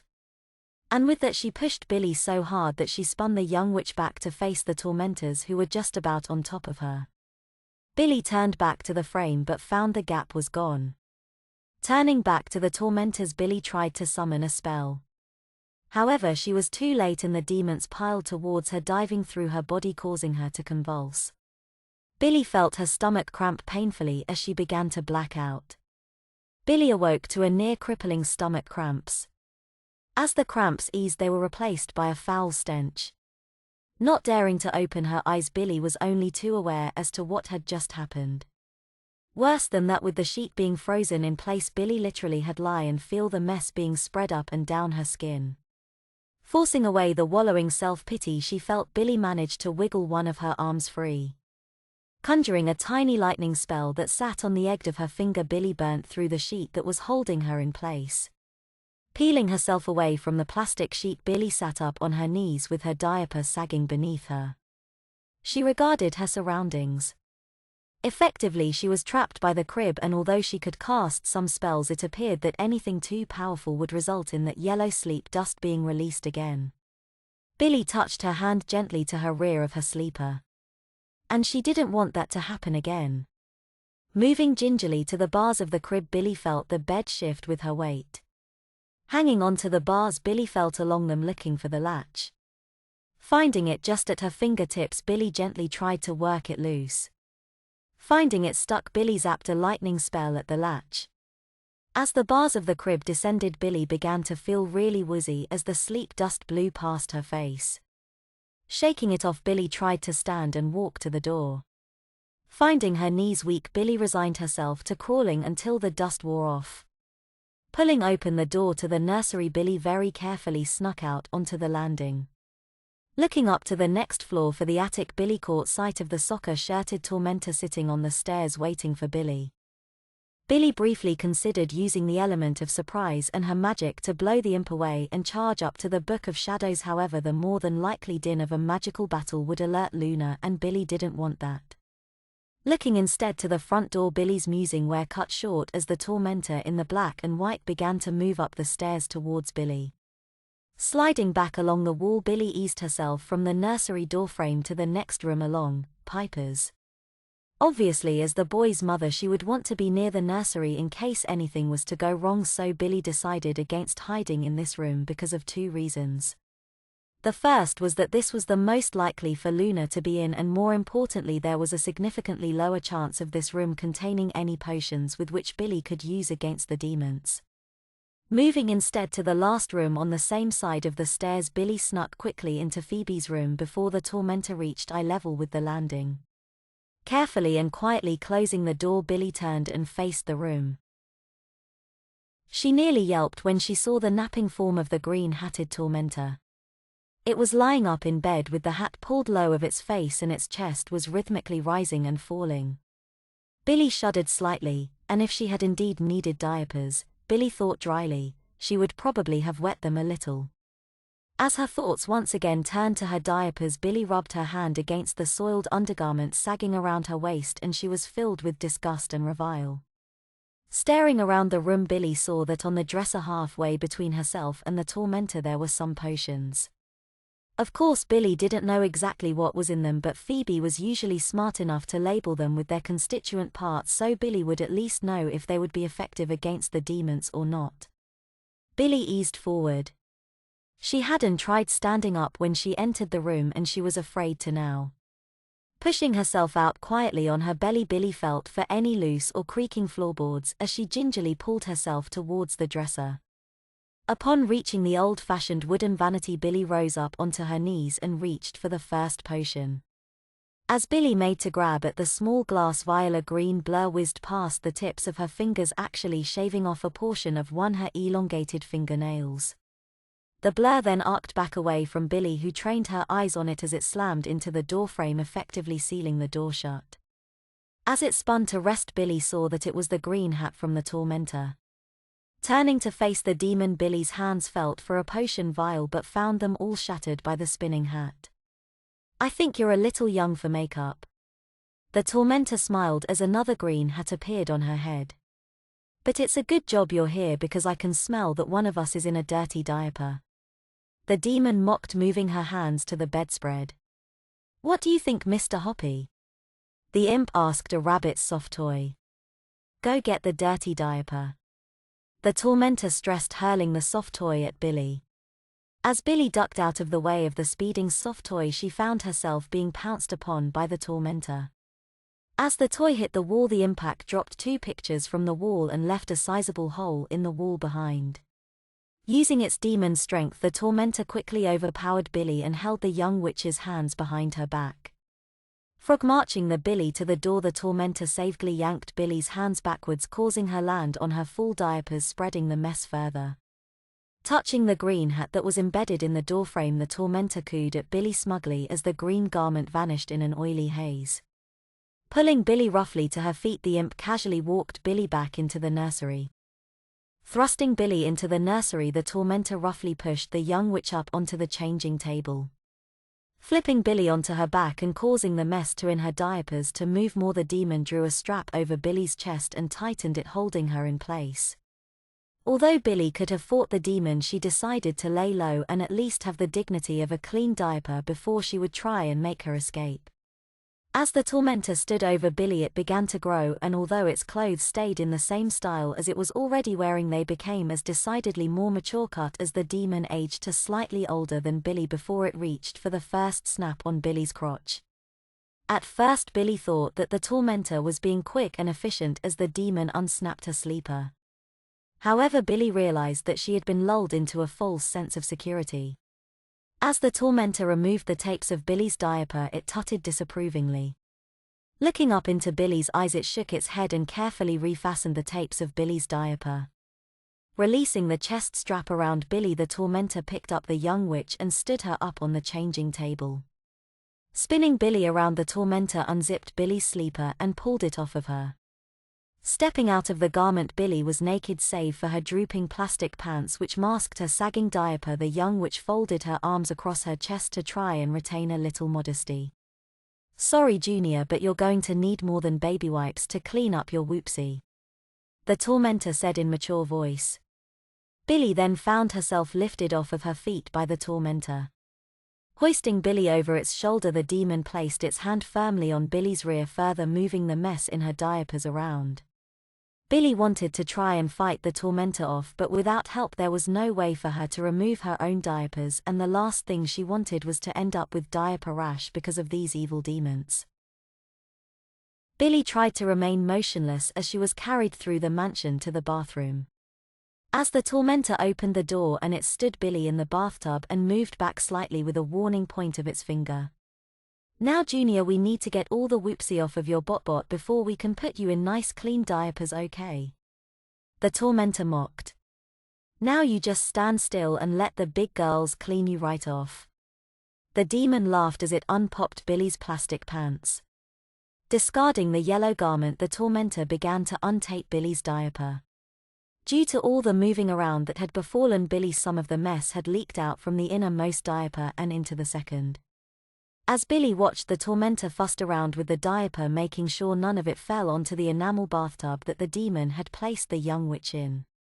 Equally as carefully, the tormentor then slowly removed the inner diaper and it casually discarded both into the boy's diaper pail that was sitting by the toilet.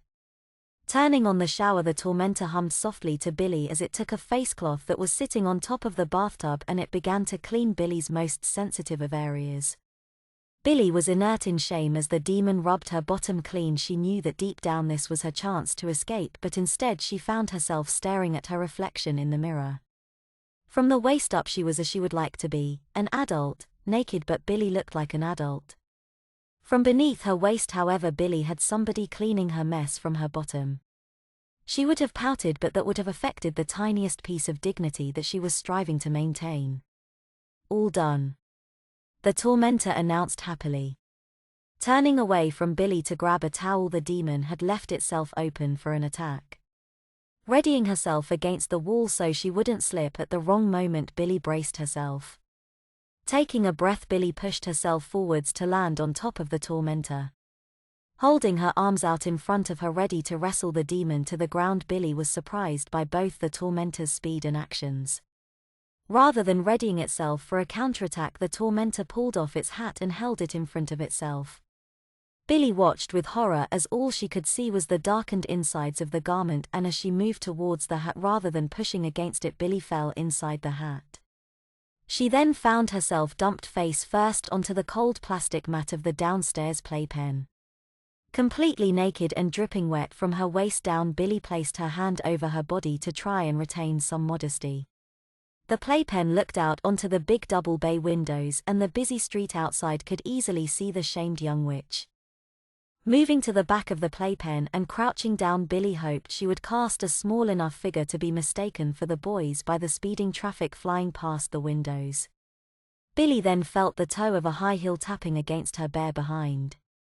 Looking up but not spinning around, Billy saw Luna and the tormentors standing behind her.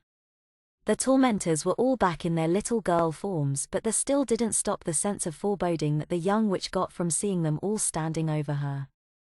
Changing mat. Luna commanded, and Billy found herself orbed onto a changing mat in the middle of the living room.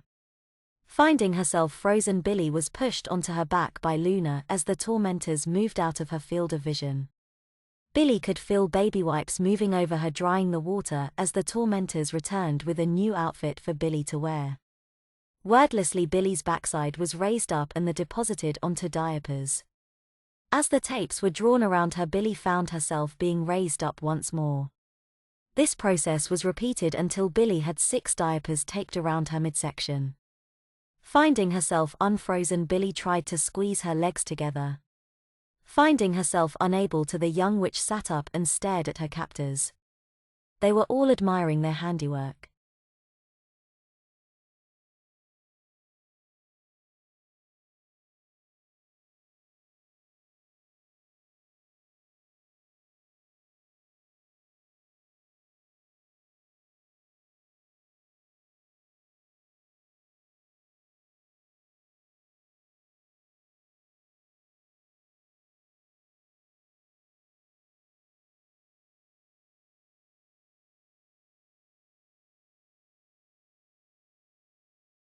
Corner. Luna commanded. Billy found her nose in the corner of the living room.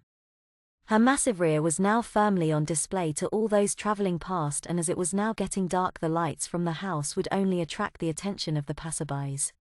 Now a little bird told me that 2 of my girls might have been fighting. But I know it wasn't you, Junior, because you already learned your lesson about being a naughty girl, didn't you? Billy nodded her head, not trusting herself to speak. She could feel Luna behind her now, and that sense of dread returned. Billy shivered as the demon slid her fingers under the waistband of her diapers and gave her rear a tap. No, it certainly wasn't you. Luna smiled, her mouth inches from Billy's ear. But just in case it was, you can stand here and think about what you did whilst the big girls get your stuff ready for tonight. What's happening tonight? Billy asked shakily. Oh, because I haven't got a babysitter, you'll have to come with me to P3. Luna laughed. Now don't move. She stressed, leaving Billy alone. It must have been only minutes that Luna and the tormentors left Billy alone for, but it seemed like hours. Billy could hear crashing, banging and giggling coming from the tormentors as they piled what they needed together. Billy then found herself being swept up in the din of noise. Her hair was pulled back and plaited, a pale blue tweenies shirt was roughly pulled on her, and her feet were covered by a pair of frilly white socks and a pair of white Velcro trainers. Before she could react, Billy found herself staring at a bulging diaper bag and the large bag for the boys' travel cot. Gulping, Billy turned and saw Luna stalking towards her, left arm behind her back. Summoning her wand, Luna gave Billy a toothed grin which made young witch feel very uneasy. Spinning the wand at Billy, Luna began. When the music starts playing and the beat is pumping, you have to dance like a child that's all running and bumping. I'll pin this on you with the power of 3. When in these pants, you're my dancing baby. Billy looked down as a red and black diaper cover squeezed itself over the gargantuan mass of diapers around Billy's waist. The plastic pants were a full-cut pair of rumba panties, and 6 lines of frills flagged the massive padding between Billy's legs. Pulling the TV remote from behind the couch, the tormentor in the soccer shirt flicked the TV onto pop music station, and as Billy was subjected to an overtoned Madonna studio-aided to sound cool, the young witch found herself dancing like a loon. There was no chance of a mature slow step with a beat that fast. Billy was instead waving, bopping, and weaving unsteadily on waddling steps whilst the music played. Finding herself being oogled by the tormentors, Billy tried to at least turn around and dance away from the demons, but she found that her couple of faltering steps to spin her body away from the imps caused her to instead spin fully around with her arms wide open for dramatic effect. Aren't you the little ballerina? The tormentor in the black and white teased. Luna switched off the TV and turned to the imps. Now you 3 behave whilst Junior and I are out. She warned the tormentors. Now, sweetness, we had better go. We've got a lot to sort out to make sure you're ready for when the crowds arrive. She said, pointing the wand at the pile on the floor. Before pointing the wand at Billy, Luna stopped and looked at the young witch. I might lose you in the crowd and I wouldn't want anybody to mess with you or your diapers whilst we're out. She nodded sagely. Spinning the wand at Billy's romper panties, Luna added a strong-looking heart-shaped lock around their waist. The lock came complete with the phrase, "Property of Mummy," etched into the lock. Luna then aimed her wand and Billy and the two orbed out of the room. Phoebe turned floated to Piper. The two sisters took each other's hand. At the mention of P3 both became very worried for Billy. The staff at the club knew Billy, and if Piper wasn't there they would probably not know what to make of the development of this demon turning up with Billy diapered and in tow. Piper's motherly instincts came to the fore and all she could think of was how terrible for Billy it would be. Phoebe, however, was being more practical. All she could think of was where Luna was going to put Billy, because there was a possibility that the young witch would have access to some potions or weapons in the club. Maybe if Billy ends up in your office then she could use the potions in your safe. Phoebe mused. I don't keep potions in the safe. Piper said defensively. Of course you don't. Phoebe smiled. I never thought I see your romper panties again. Piper shuddered. I wish we never had them to start with. Phoebe said. And I can bet Billy will never want to see them again once she vanquishes this demon. The quicker we can get out of here the better. Piper finished. Then we can help make sure that Billy never has to suffer this ever again. Billy found herself orbed into an oversized car seat. The seat was wider and taller than a normal car seat, however it was of the same style as the one that Piper used for the boys. It was also a lot deeper and Billy was sunk into the seat so it encompassed her, making her feel very small. Beside her in the driver's seat of Piper's car, Luna was using Piper's voice to make arrangements at P3. As she casually told the staff that Piper was sick and she was taking care of business, the demon turned to Billy and popped a pacifier into the young witch's mouth. Even though Billy was secured by a 5-point harness and her arms were wedged in tight beside her body, the young witch tried to think of some way she could stop Luna from driving her to P3. With her only real choice being able to make Luna crash the car, Billy attempted to kick the stick into neutral but only succeeded in having the chair pushed backwards slightly to take her out of harm's way. Sighing, Billy felt like giving up and accepting her fate, but a gurgle from her stomach reminded her of just how far down Luna had forced her to sink, which increased Billy's resolve tenfold. Luna, who had obviously heard Billy's stomach, gave the young witch's knee a pat. Trying to clear some more room in there, are you? She laughed. Well, don't worry, you're wearing enough diapers to last you the night. Even for a big messer like you. I'll just ask the staff for help. Billy gurgled defiantly around the pacifier.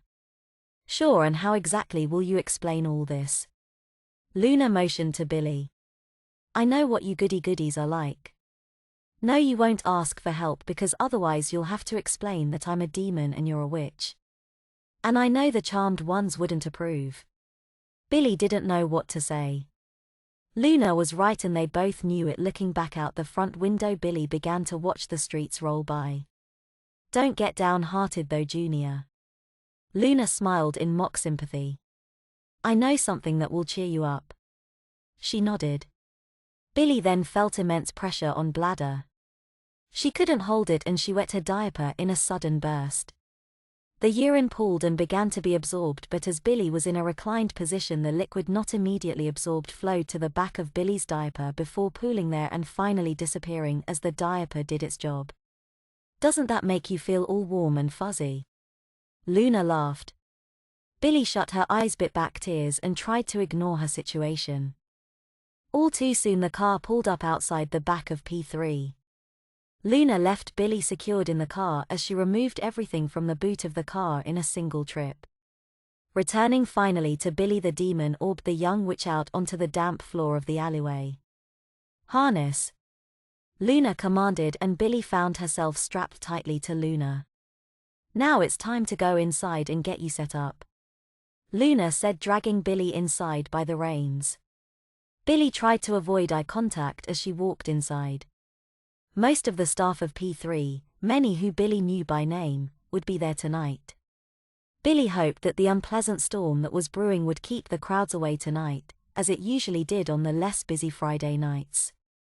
Coupled to the fact that Piper hadn't booked a band to play meant that hopefully Billy would be spared some embarrassment. Her huge waddling behind, however, seemed to imply otherwise though. Being led directly up to the bar, Billy tried to keep her eyes on the countertop as Luna showed her off to the staff. "Now I'm the babysitter that Piper usually uses for the boys. However, tonight I have another charge. This little one is having some control issues and as such I have taken that responsibility from her," Luna explained loudly. Billy chanced a look around the club and saw everybody staring at her. And her huge diapers. "However, Piper is sick tonight and as such I have to be here as well. Don't worry, I'm not a pro, so I'm not going to be making many changes to the plans for this evening. All I can ask is that everybody keeps an eye out for any accidents and lets me know," Luna said, squeezing Billy's diapers as she said this. "Apart from all that, everybody should be okay. And it'll be bedtime soon anyway." Luna laughed. Billy looked up to the bar. She saw one of the shaggy barmen. He was in his early 20s and had the obligatory scraggy beard and unkempt hair that made him look cool, stare at Billy. His questioning gaze was piercing and Billy tried to just express a single word, "help," to him through her eyes. Looking back into us, all Billy could see was pity. And that wasn't helpful. The young witch then found herself being pulled by the reins back towards Piper's office. Luna had clearly set up all she thought she would require in the office. In the center of the room, which usually doubled as the place that the bar staff could chill in when the club calmed down, the travel cot was set up. It looked to Billy that it hadn't been changed that much, as it was only slightly longer and not any taller than when the sisters had set it up in the office before. The soundproofing on the office made it the perfect place for Billy to be left. Of course, Billy knew that just because something looked unchanged, it was more than likely that Luna had booby-trapped it in some way. Rounding on Billy, the jailer of souls grabbed her by the wrist and forced Billy to look into her eyes. "Listen, you, I have all the knowledge from the charmed ones at my disposal as well as their powers. You might think that you can use the confusion from tonight as some way to escape, but I can just simply call you to me with the Lost Witch spell, so know that there is no chance of your escape. Got it?" Luna warned sternly. Billy nodded her head. She knew it was futile to argue with Luna whilst she had her harness to her, and it would be foolish to do so anyway. As the lights went down and Billy watched as the first few patrons began to enter the bar, the young witch tried to mentally prepare herself. Once thrust out into the club's main room, she would be dancing like an idiot whilst wearing wet diapers. She couldn't come out this with her head held high, but she had enough pride to know that if she paid attention, then she would eventually discover the secret to defeating Luna and rescuing her friends. And then she was out in the main room. The harness orbed from her in single moment as Billy turned back to look at Luna. Feeling a shiver run down her spine, Billy moved to the far end of the room to squeeze herself into a booth. Sitting higher due to her packed behind, Billy watched as the DJ fretted with his equipment trying to get the music going. Billy people watched as the club began to fill up. Whilst there was no music, Billy was completely safe. Her thoughts had been right though, the nasty weather had kept many people away, and within 5 minutes there were no more people walking through the door. Feeling the eyes of the bored bar staff upon her, Billy realized that the music was about to start. Trying to wrap her legs tightly around the center column of the booth's table, Billy prayed for the something to break down. Of course that would never happen. Piper herself had designed the music station with the help of the DJ, so there were plenty of backups, and after a few minutes of fumbling with his head out of sight, the DJ reappeared and started spinning his wheels of steel. Billy clamped her hands around the edge of the table and tried to keep her legs tight around the column. At first it appeared to be working, as even though her head was bobbing along with the music, at least she wasn't running around like a crazy person. However, as the songs wore on, Billy found her legs loosening and her fingers tapping. A little voice inside her head kept repeating over and over, "Got to dance." Without really being aware of doing it, Billy stood up and began to bob in time with the Sugar Babes. It wasn't the usual bump and grind of the club either, it was the bobbing and spinning of a 2-year-old. Pretty soon Billy got dizzy and just ended up bobbing on the spot or having her head loll from side to side. Even though P3 was a lot emptier than it usually was, Billy could see plenty of regulars and people she knew moving around her in a big circle. She was a public spectacle, and her only saving grace at the moment was that her wet diapers were hidden by the massive bulk between her legs. The bulk also removed any of Billy's natural grace that she would have retained whilst dancing, and as the circle started becoming tighter and tighter around Billy, her dancing became worse and worse. She then felt a hand on her diapers as one of the braver elements of the crowd gave her diaper a swat. Billy then spun away from the guy's hands as she felt the mood of the people in the club change. A greasy-looking guy with olive skin advanced on Billy, taking her hands. He began to wiggle with Billy, who copied him with less than graceful movements.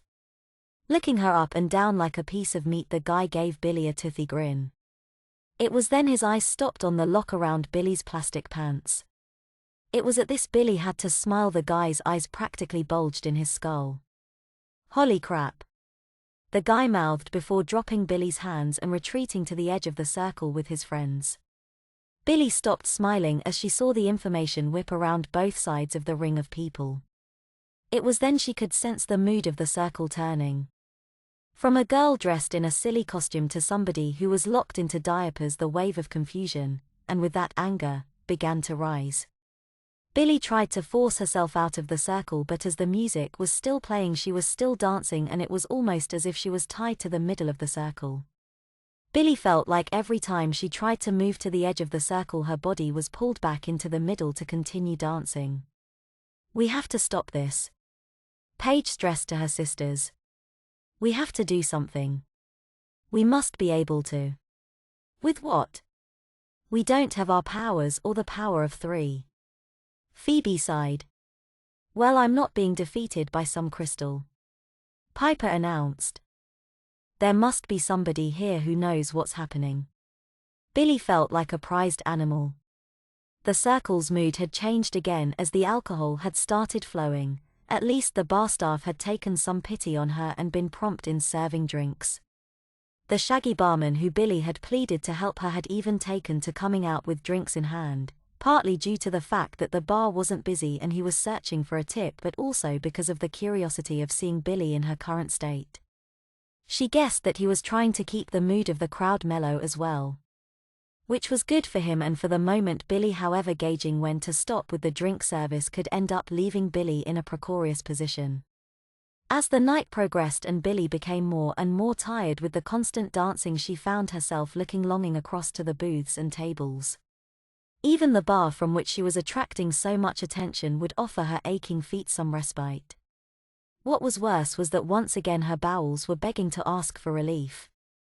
Billy was sure that Luna would not take her into the office until she soiled herself, but Billy did not want the indignity of doing so, as when she defeated the demon she would want to return to P3 with as much dignity as she could muster intact. As the night progressed and Billy became more and more tired with the constant dancing, she found herself looking longing across to the booths and tables. Even the bar from which she was attracting so much attention would offer her aching feet some respite. What was worse was that once again her bowels were begging to ask for relief. Billy was sure that Luna would not take her into the office until she soiled herself, but Billy did not want the indignity of doing so, as when she defeated the demon she would want to return to P3 with as much dignity as she could muster intact. Something deep inside Billy snapped. From deep inside the recesses of her mind that had been drowned out by the confusion and fear, a plan formulated. It was so complete but simple and uncomplicated at the same time. With no help, Billy could at least accomplish some of her goals.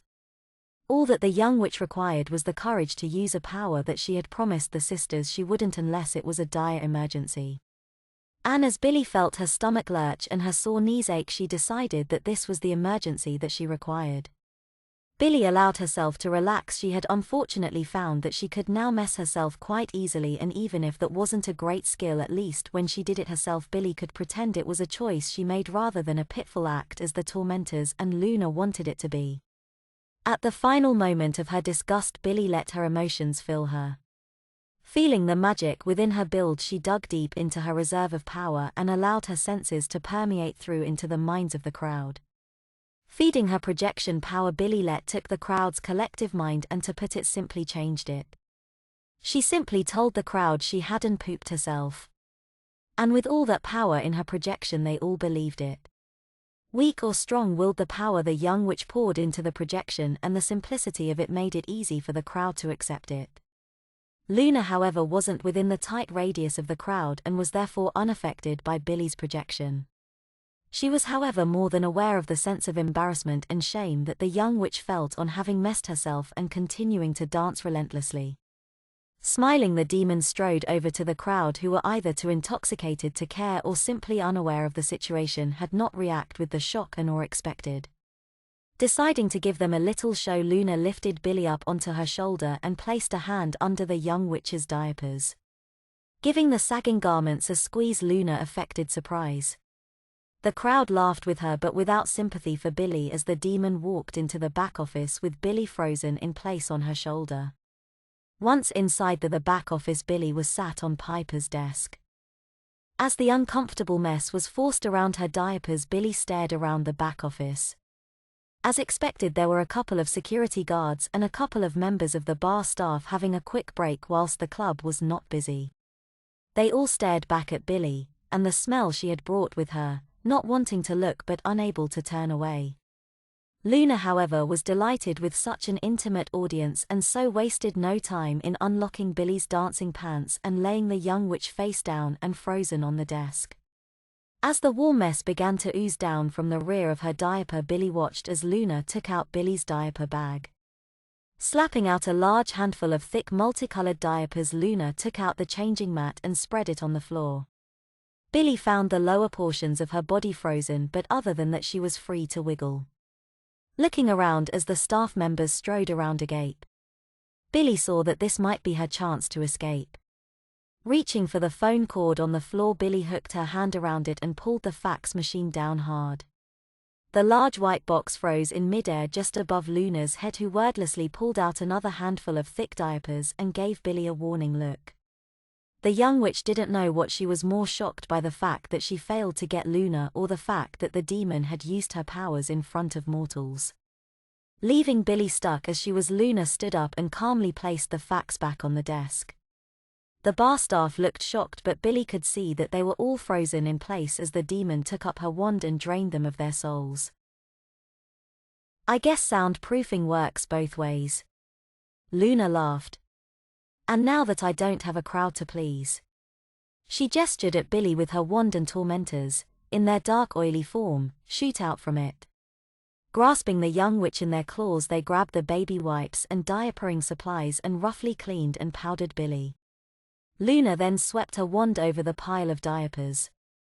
"Diapers," the demon commanded, and Billy found her legs forced apart as the diapers orbed around her one at a time.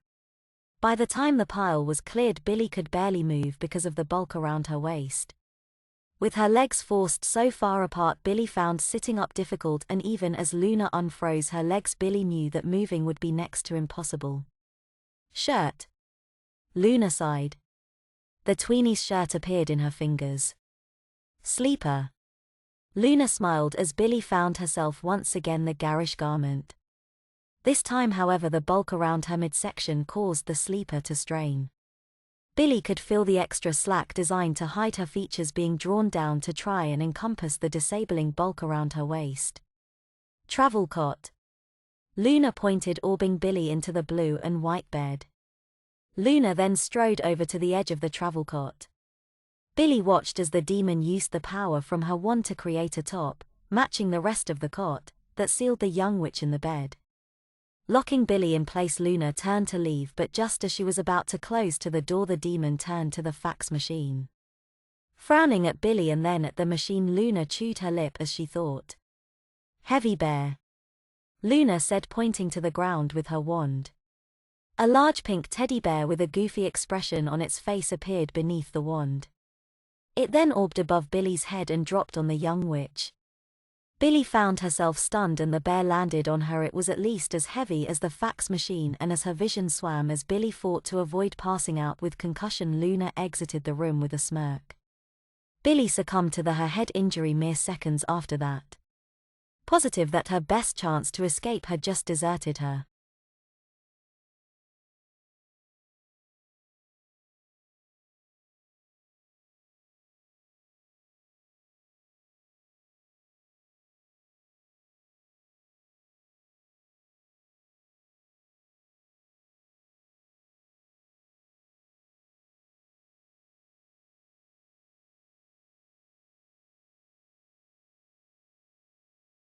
Charmed Part 5.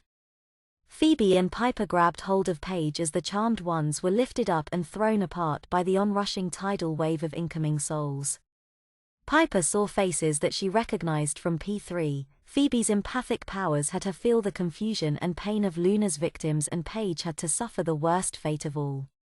For it was her orbing power that allowed Luna to capture the souls and harvest them at a distance. And with such a momentous drain on the Whitelighter's power, Paige felt every soul surging through her own body. Once or twice her sisters were forced to grab hold of each other to prevent Paige's essence from dimming into the shadows with the forgotten souls. When Billy came to, the blue and white polypropylene prison was gone and she was once again in her cot at the manor. Her diapers felt grimy and used, much to Billy's chagrin, and Billy could feel the egg-sized lump on the side of her head pushing through her hair.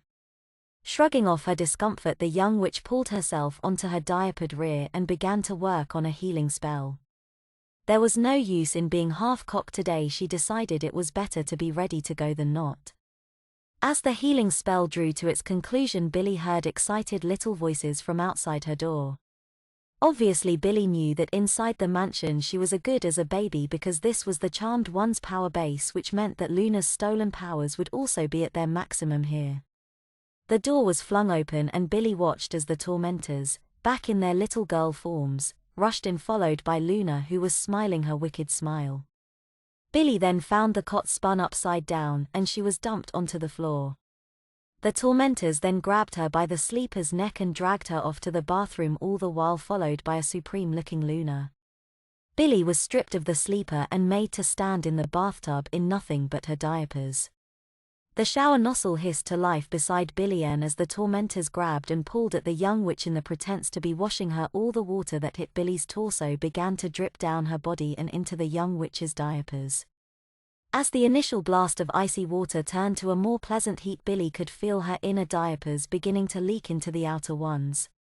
Of course, this was invisible to the watching demons, as Billy was never held in one position long enough for her leaking diapers to be noted, although the taunts from the tormentors showed that they at least knew that her diapers were swelling with the water.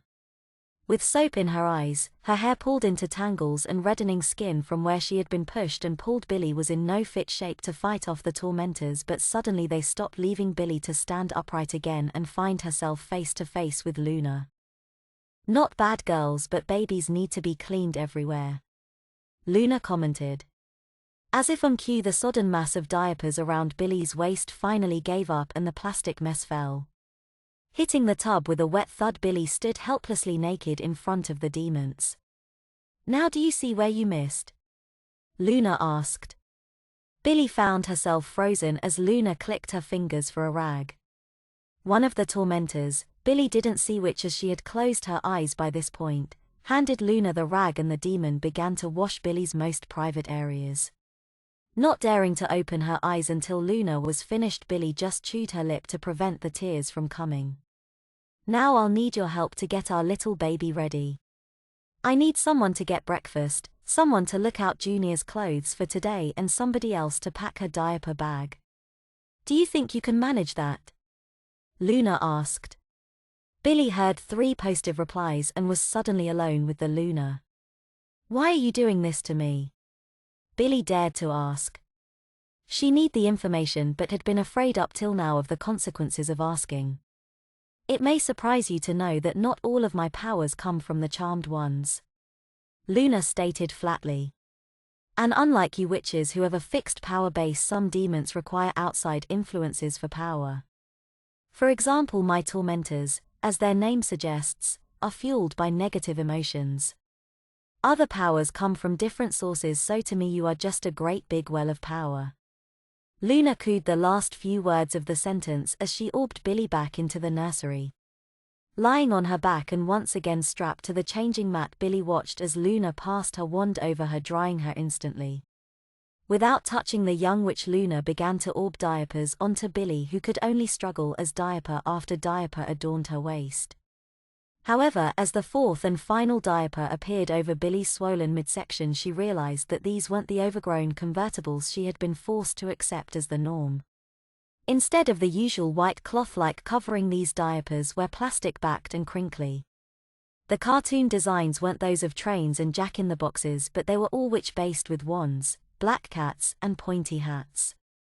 The diapers were also fastened by 3 sets of tapes, each one a different color, a bright pink, yellow, and orange respectively, and they weren't resealable. Apparently Billy was in these diapers until she really had to come out of them. Unbeknownst to the young witch, each diaper proudly displayed Billy's name in an upwards arch across her backside. As the tormentor in the soccer shirt entered the room, Luna orbed Billy into a standing postillon as she inspected the outfit that the tormentor had selected.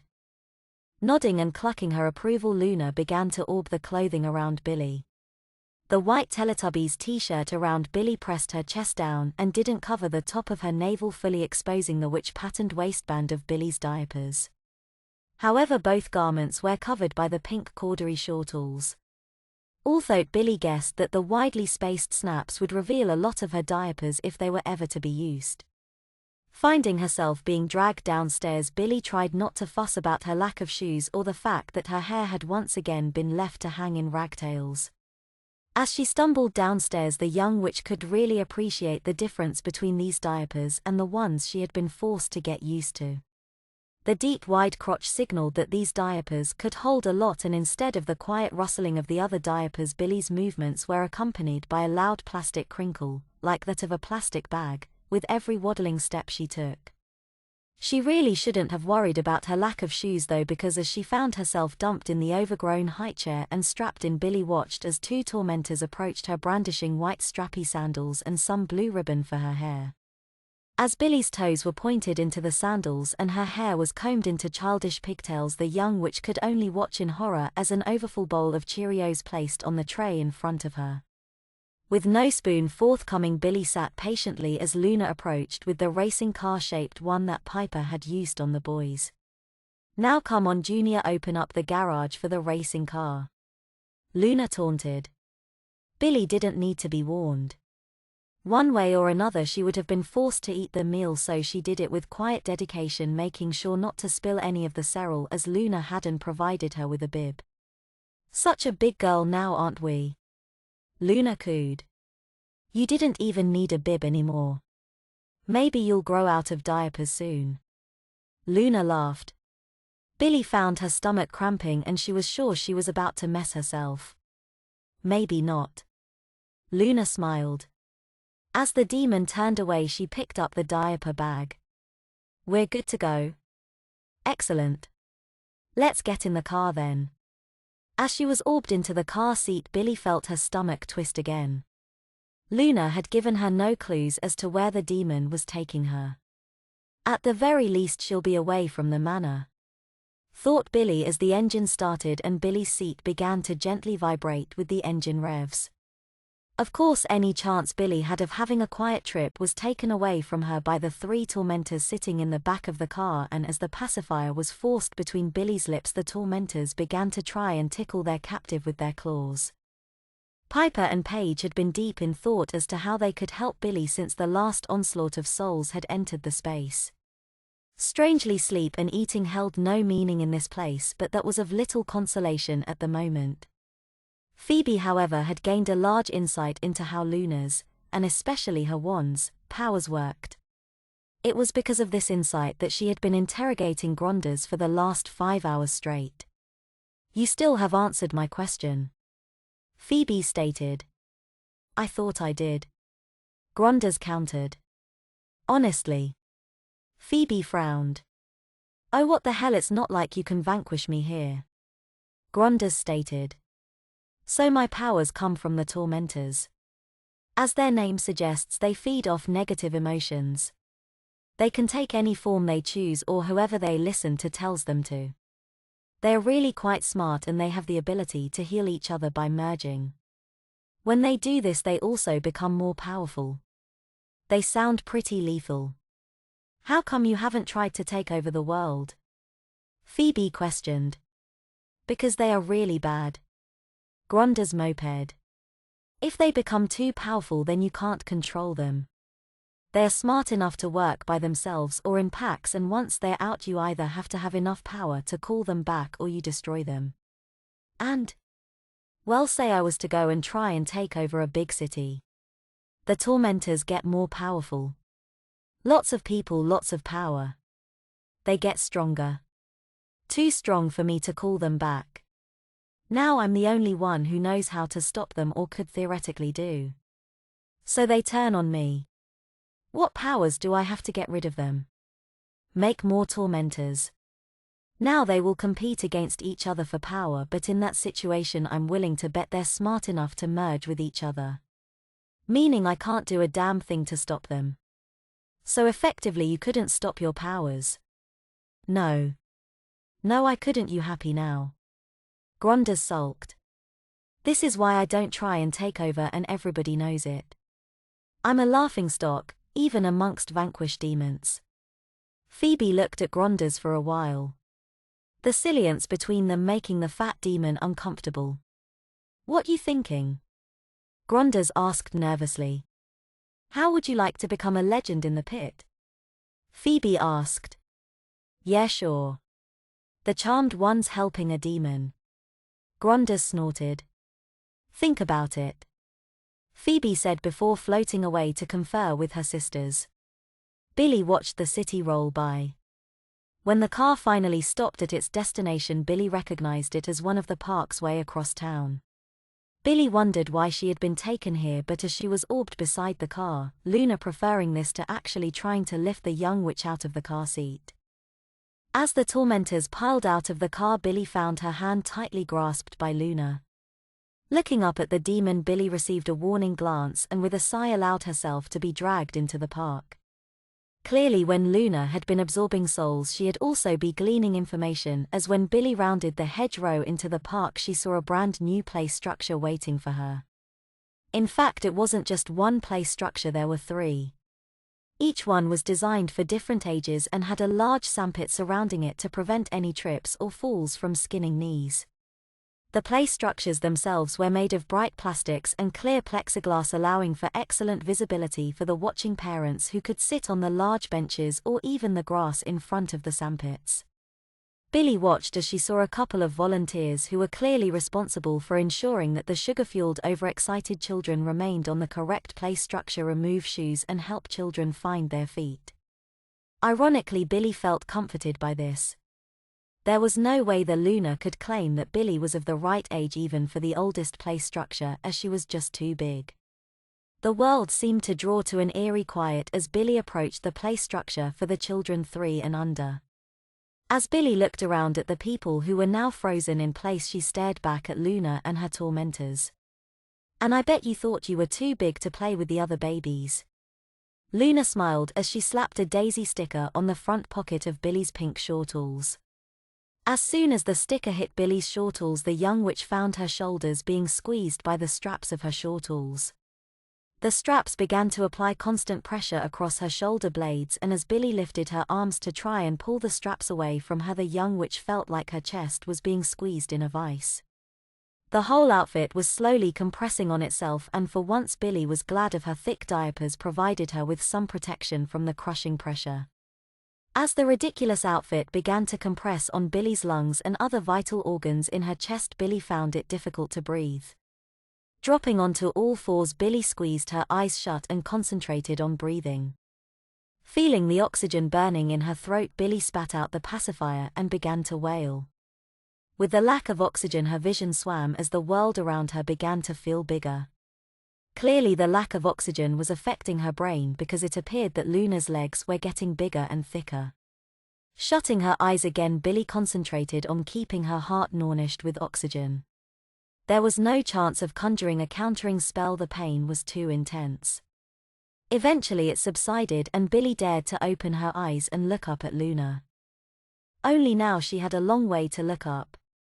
As the world around her became unfrozen, Billy found out what it was like to be to the size of a small infant. Running her hands along her body, Billy realized that she hadn't actually been transformed into a baby. Instead, she had just been scaled down, in the reverse process than what happened to the diapers she was put in. Billy then found herself scooped up by Luna, who smiled at the blinking girl who was clearly trying to accept the difference between what she had been looking at before she was frozen and now what she was being presented with. As Luna approached, the girl shook her head and her smile returned. Taking the frozen Billy from Luna's arms, she quickly removed the shrunken witch's sandals and set her down on her feet. Billy took a couple of waddling steps away from Luna, then spying a gap in the plastic structure began to charge towards it. Even if she was shrunk, Billy hoped that she might be out of range enough to escape the demon. The gap, Billy realized, was a gate, and as her tiny legs powered her towards it, her escape route was shut off as another one of the supervising girls re-entered the play area. Finding herself stranded in the middle of the sandpit, Billy suddenly felt very alone and very small. It was then she heard footsteps on the warm sand behind her. Turning around, Billy realized that whilst she might be the oldest girl in the play area, she certainly wasn't the biggest. Towering head and shoulders above her was round 3-year-old girl in a white summer dress with yellow trim, dirty yellow hair and a malicious smile on her face. "Look at the little baby," the girl boomed. Even her voice was bigger than Billy. "Aren't you cute?"